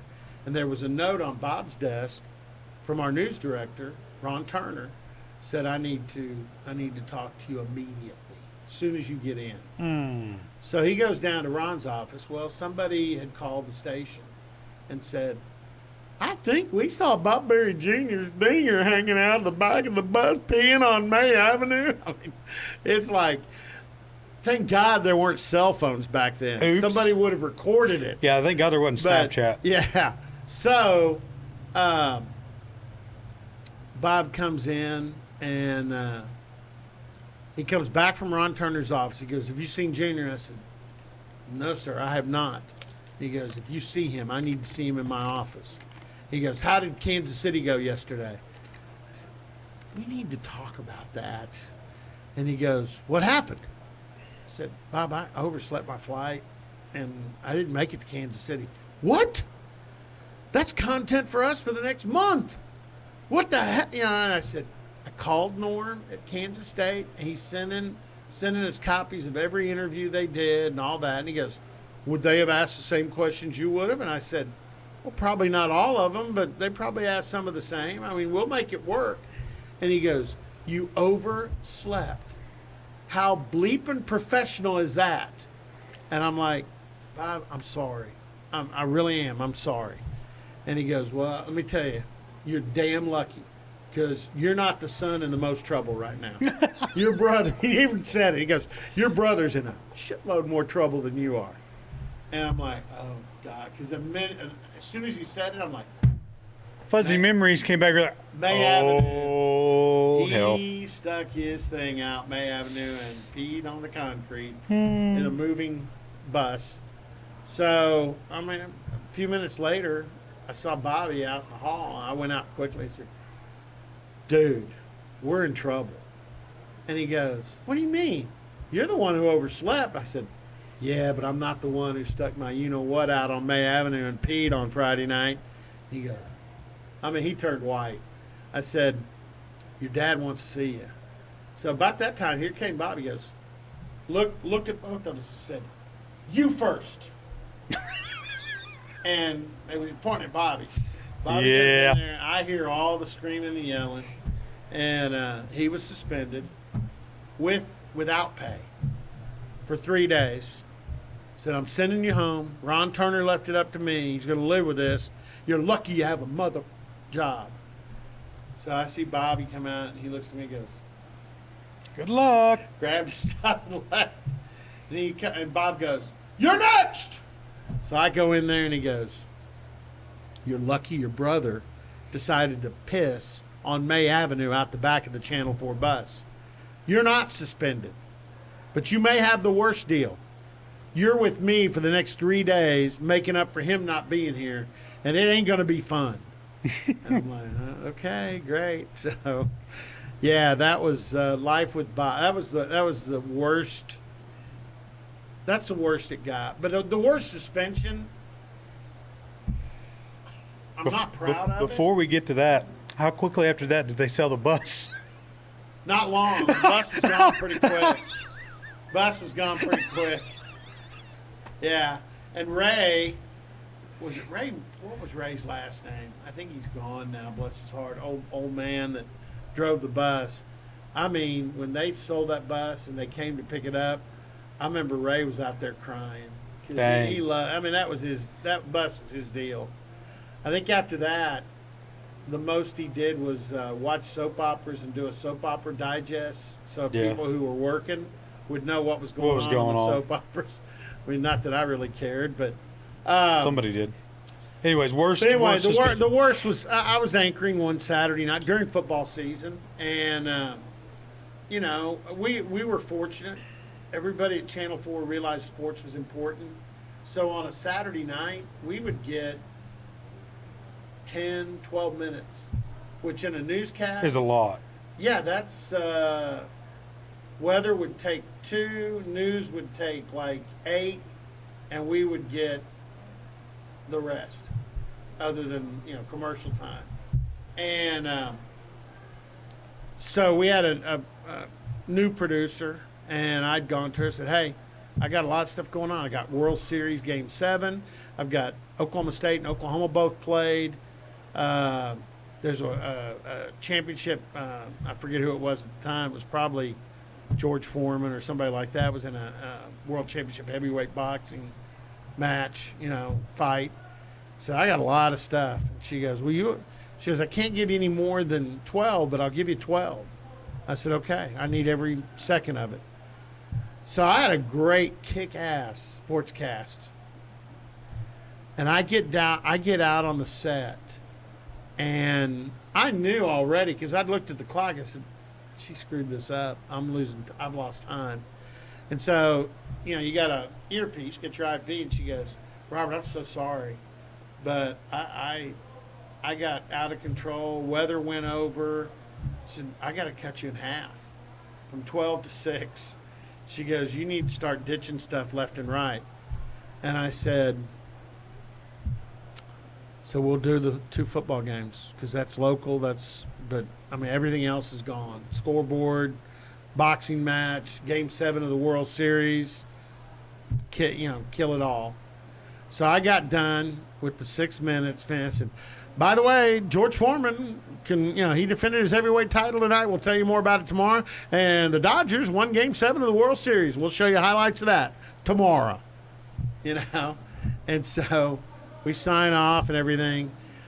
And I lost my stuff. So I go off the set, go up the stairs to the control room, and I get in her face, and I just start yelling. I wasn't cussing. I was just was it abusive? I'm like, you dumb. Yeah, all the way down the hallway, down the stairs, down the hallway. She dropped the strips and stuff on her desk, grabbed her purse and her keys, and I keep going. I'm with her all the way out the door to where she gets in her little car and shuts it, and I'm still screaming at her through the window. And which, again, I'm not proud of that. And but I was mad. That really. So anyway, the Monday when I got there, by that point, Bob was old enough. He didn't want to punish us anymore. He let the zoo. He was not the zookeeper. He just let the zoo do its thing. So I walk in, and Bob Jr.'s sitting at his desk, and Bob, news director wants to see you. By now, Ron Turner was gone. I forget the guy's name. And Bobby just laughed and goes, did you yell at that producer on Saturday? I said, a little bit. So I go in there. Mark was his name, the news director. He said, shut the door. Now, I had him, actually, he had been with me in Wichita Falls for a brief period. Yeah. So he goes, Robert, I'm a big fan of yours. I love you, man. But you cannot verbally berate a 26-year-old producer all the way down from the control room through the newsroom where everybody hears you, all the way out the door. He goes, she came into my office this morning because she was regularly the morning producer. Mm-hmm. She had to fill in for a Saturday night. He goes, she came in here and she bawled for about 35 minutes. You just blasted her butt. And he goes, I saw the scripts. I saw the show. I could tell you got chopped big. And I said, yeah, did. I was mad. He goes, go home. Go home for the next 2 days. He goes, I'm not going to dock your pay, but you go home and think about how you could be a professional and not treat your fellow employees like that. So that was, I'm falling on my sword here. Because, hey, what I did was wrong. We've all made mistakes, and that's the deal. That's what part of this podcast. There'll be people now won't listen to my radio show. That's the man that berated that poor little girl, And you know what? The funny thing is, I liked her a lot. Oh, I thought she did a great job. She just picked the wrong night to chop my show in half, and I didn't handle it so well. No, I didn't handle it well. Man, we've all had those moments. I've definitely had them, and I don't know how you were at the time, but when I was younger, I had a temper. I've got one now, but nothing like I was. What? I don't much anymore. I'm pretty docile. About certain things. Takes a lot to make me mad. Yeah. If anything to do with my kids, yeah. A lot of times, man. But it took a long time to curb that. I grew up around construction workers and, ranch hands. And television, that's the thing I loved about it. It was, we were, we're going way places I didn't think we'd go, but on this. But there's no telling what we're going to talk about on here, man. I'll tell you. We, on Friday nights, our pride and joy was high school football. Yeah. We had the helicopter out. We would hire for overtime 2 or 3 news photographers. Bobby would go out. I would go out. It's a one-man band. shoot your own stand-ups, shoot your own highlights, and get back to the station in time to get it all on at 10 o'clock. And each week, Bob Jr. and I would map out what games we were hitting. We would go as far as, we'd go to Stillwater, Guthrie, obviously Guthrie, Shawnee. We'd go as far south, Ardmore, if it was a big game. But and if it was the helicopter, we could go anywhere. Yeah, it didn't matter. If somebody, of course, back then you didn't have as much commingling like people, Edmond or Norman teams playing in Tulsa. But we would kill it, and we took a lot of pride in kicking. Dean at the time was at Channel 5, kicking Dean Blevins' butt over at Channel 5, and didn't take as much pride. I loved Bill Teagan, so but it was a big deal. So what we would do is we'd stay later at the games, knowing that we didn't have to put our voice on our stories. We would come in, edit it, and Bob Jr. was a note guy. He didn't write it out. He just wrote notes and then would ad-lib it like you would on the set. And so we got in the habit of, we'd go out, and Bob Sr. was at the desk doing the sports. He'd say, Robert Allen was over in Del City for Del City and Mustang, and he ought to hit another game, too, at Choctaw. He goes, Robert, here, and he introduced it. I got the weather mic. I've got the weatherman's mic standing over there by that green wall and watching the monitor, and we're just voicing this live. Yeah. And Bob Jr. would voice it live. And it was, we would have, and I remember Bill Teagan's one time goes, how do you guys stay at the games as long as you do? Because, how do you get, I said, Bill, we don't cut our audio. We don't, you would normally either cut the highlights, write an audio script, voice it, and then in the audio booth, and then put it with the tape. And that'd be a complete package. I said, we're just voicing that live on the weather mic. And he goes, damn. He goes, you can't tell. He goes, aren't you worried about flubbing a name or flubbing something? I said, we've done it, but usually we're so groomed at it that if you do, you just keep going. Yeah. And make it sound like that was the way it was supposed to sound. Never happened. So, I remember Bill saying, that is crazy. And I said, hey, we love it because it's fly by the seat of your pants. It's pressure. We will literally get in right at 10 o'clock. Yeah. The newscast is starting. We haven't done anything.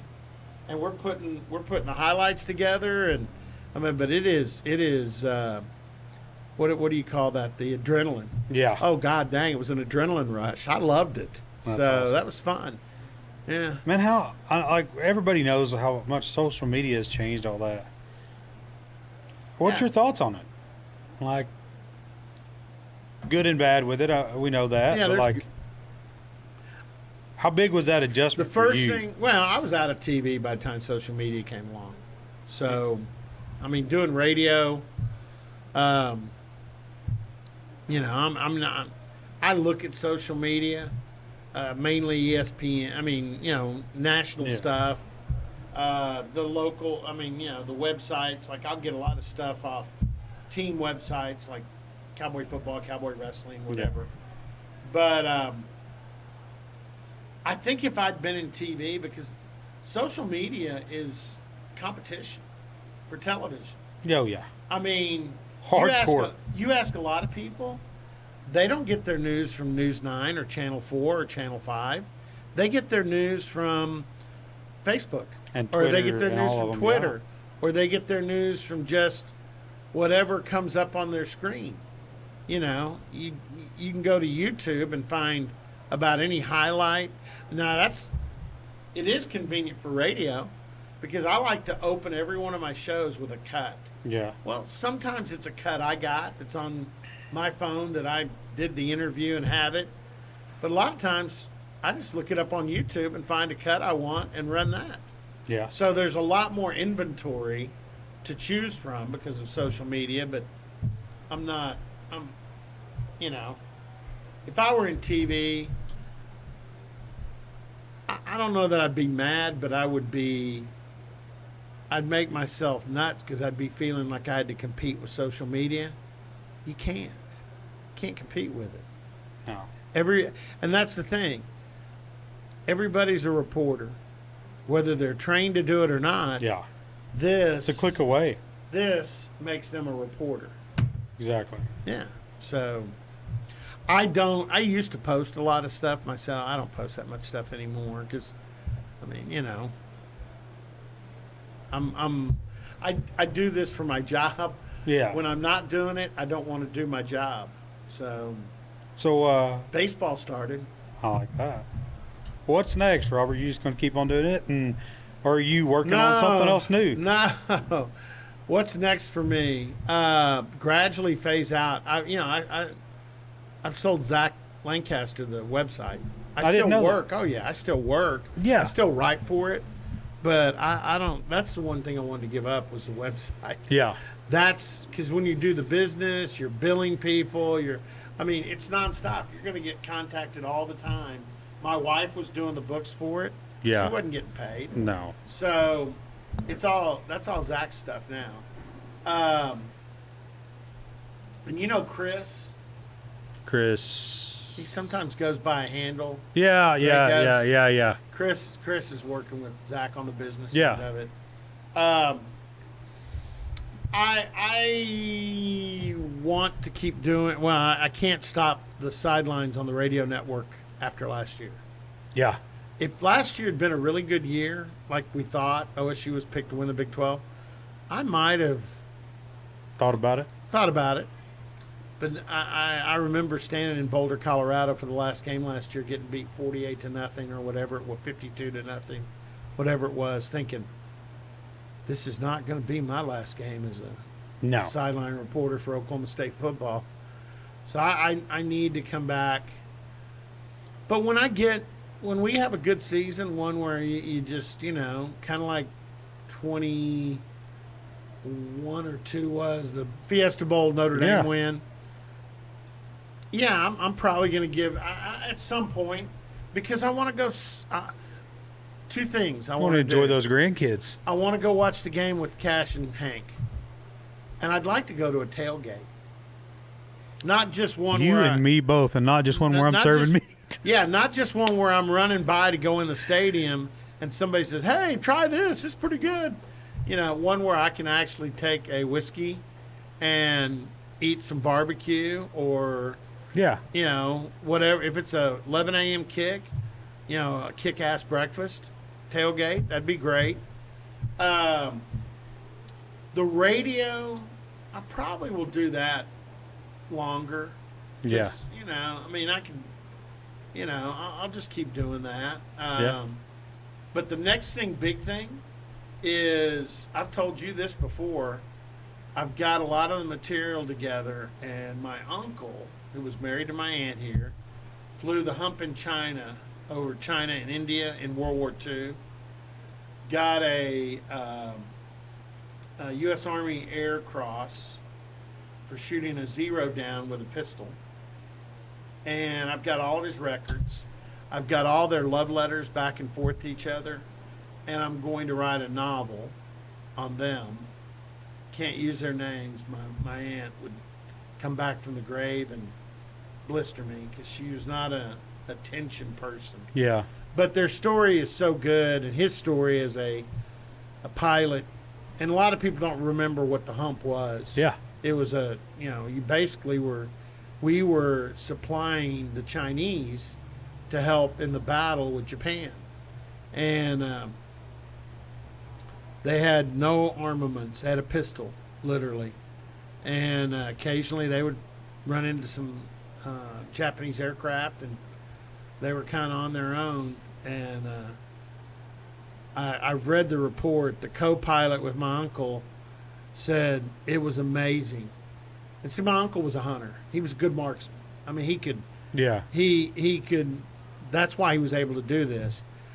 Pilot said because he was the pilot. The co-pilot said he took his left hand, swung it out the window and he shot the Japanese pilot right between the eyes. Because, I mean, you weren't with a pistol. You Yeah, weren't going to that's shoot down a wild. 0. No. You had to hit the pilot.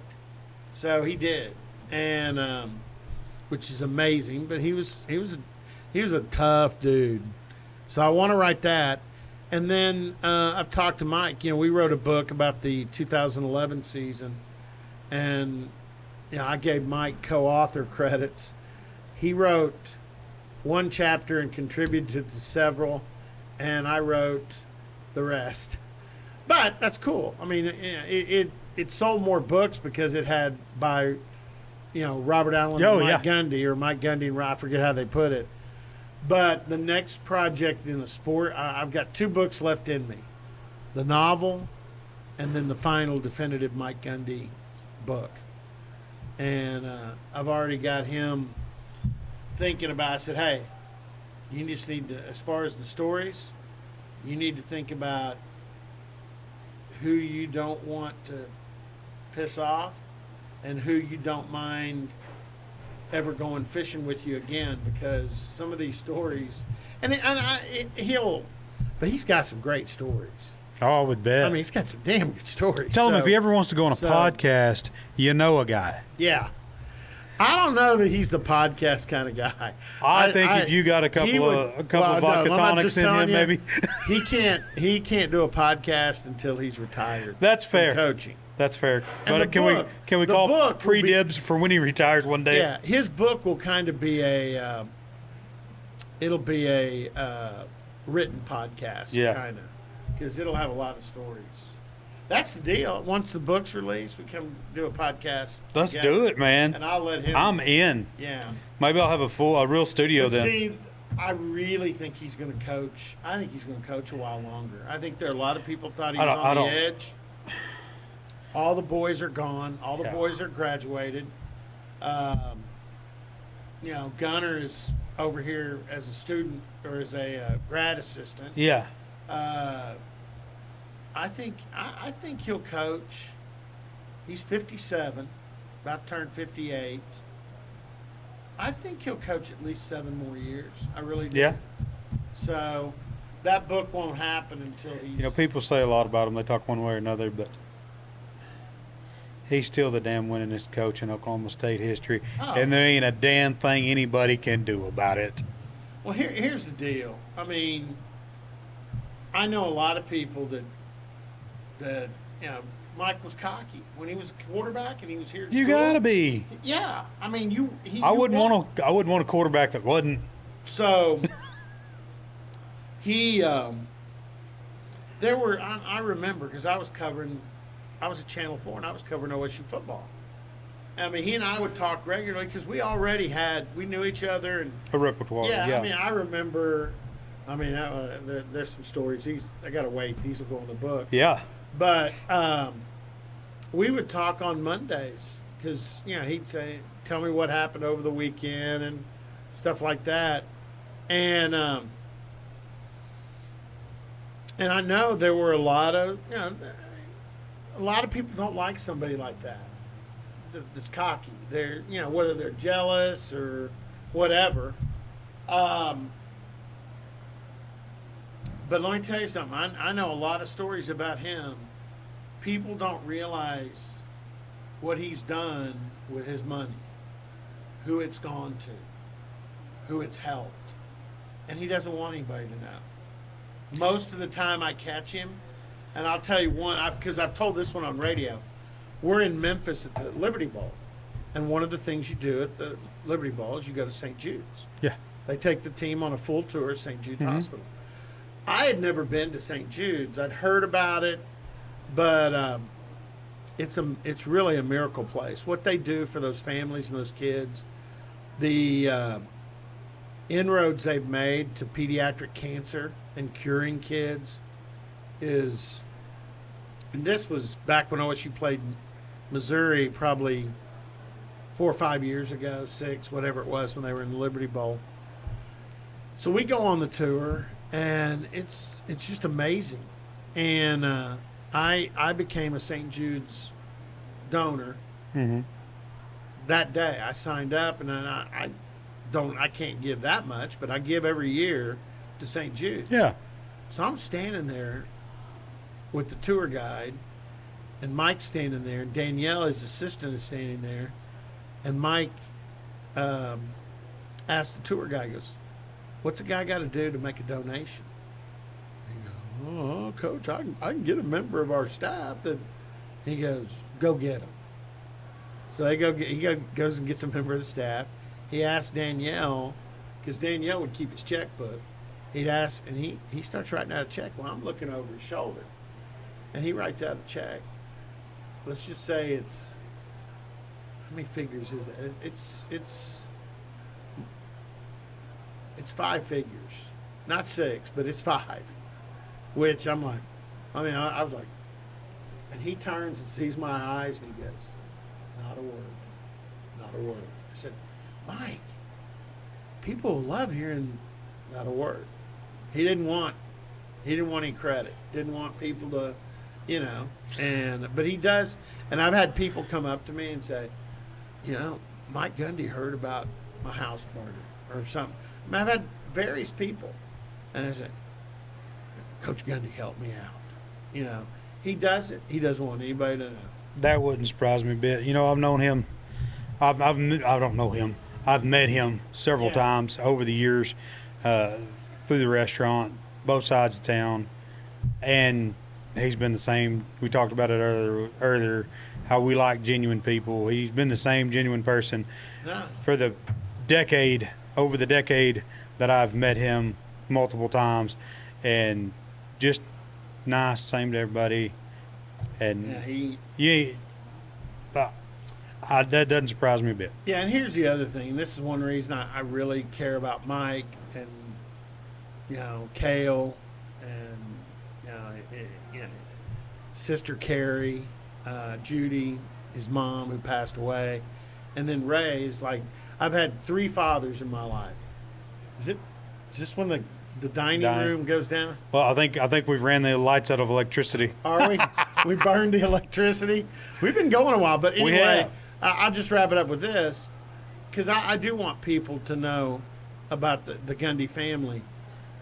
I've never met, like, I tell people this all the time. Kale played quarterback at OU. Mike played quarterback at OSU. Do they get on each other?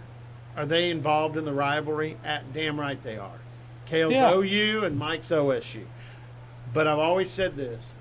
If they're in the same spot and you're an OSU fan and you say something bad about Kale, or if you're an OU fan and you say something bad about Mike, the next thing you need to do is duck, because the other one has got his fist aimed at your face and your nose. Because brothers, man. They are brothers, and they'll fight with each other, but don't dare fight with one of them, because you'll get them both. Yeah. And Ray Gundy, that family is as loyal as a family I've ever seen. So that's awesome. Yeah. That's the kind of people you want running stuff, man. That's why kind of people I respect. That's why I'm loyal. Nothing wrong with that. I am loyal to the Gundy family. They're good people. Here's to being loyal and true, brother. Yeah. Thanks for joining me. Yeah. Guys, wow. We'll catch you on the next one. Skyline Radio Podcast. Hit us up on Facebook. If you're interested in being a sponsor, it's Skyline Radio 25 at gmail.com. Send us a list. Send us what you might want to be capable of, and we'll go from there. See you guys.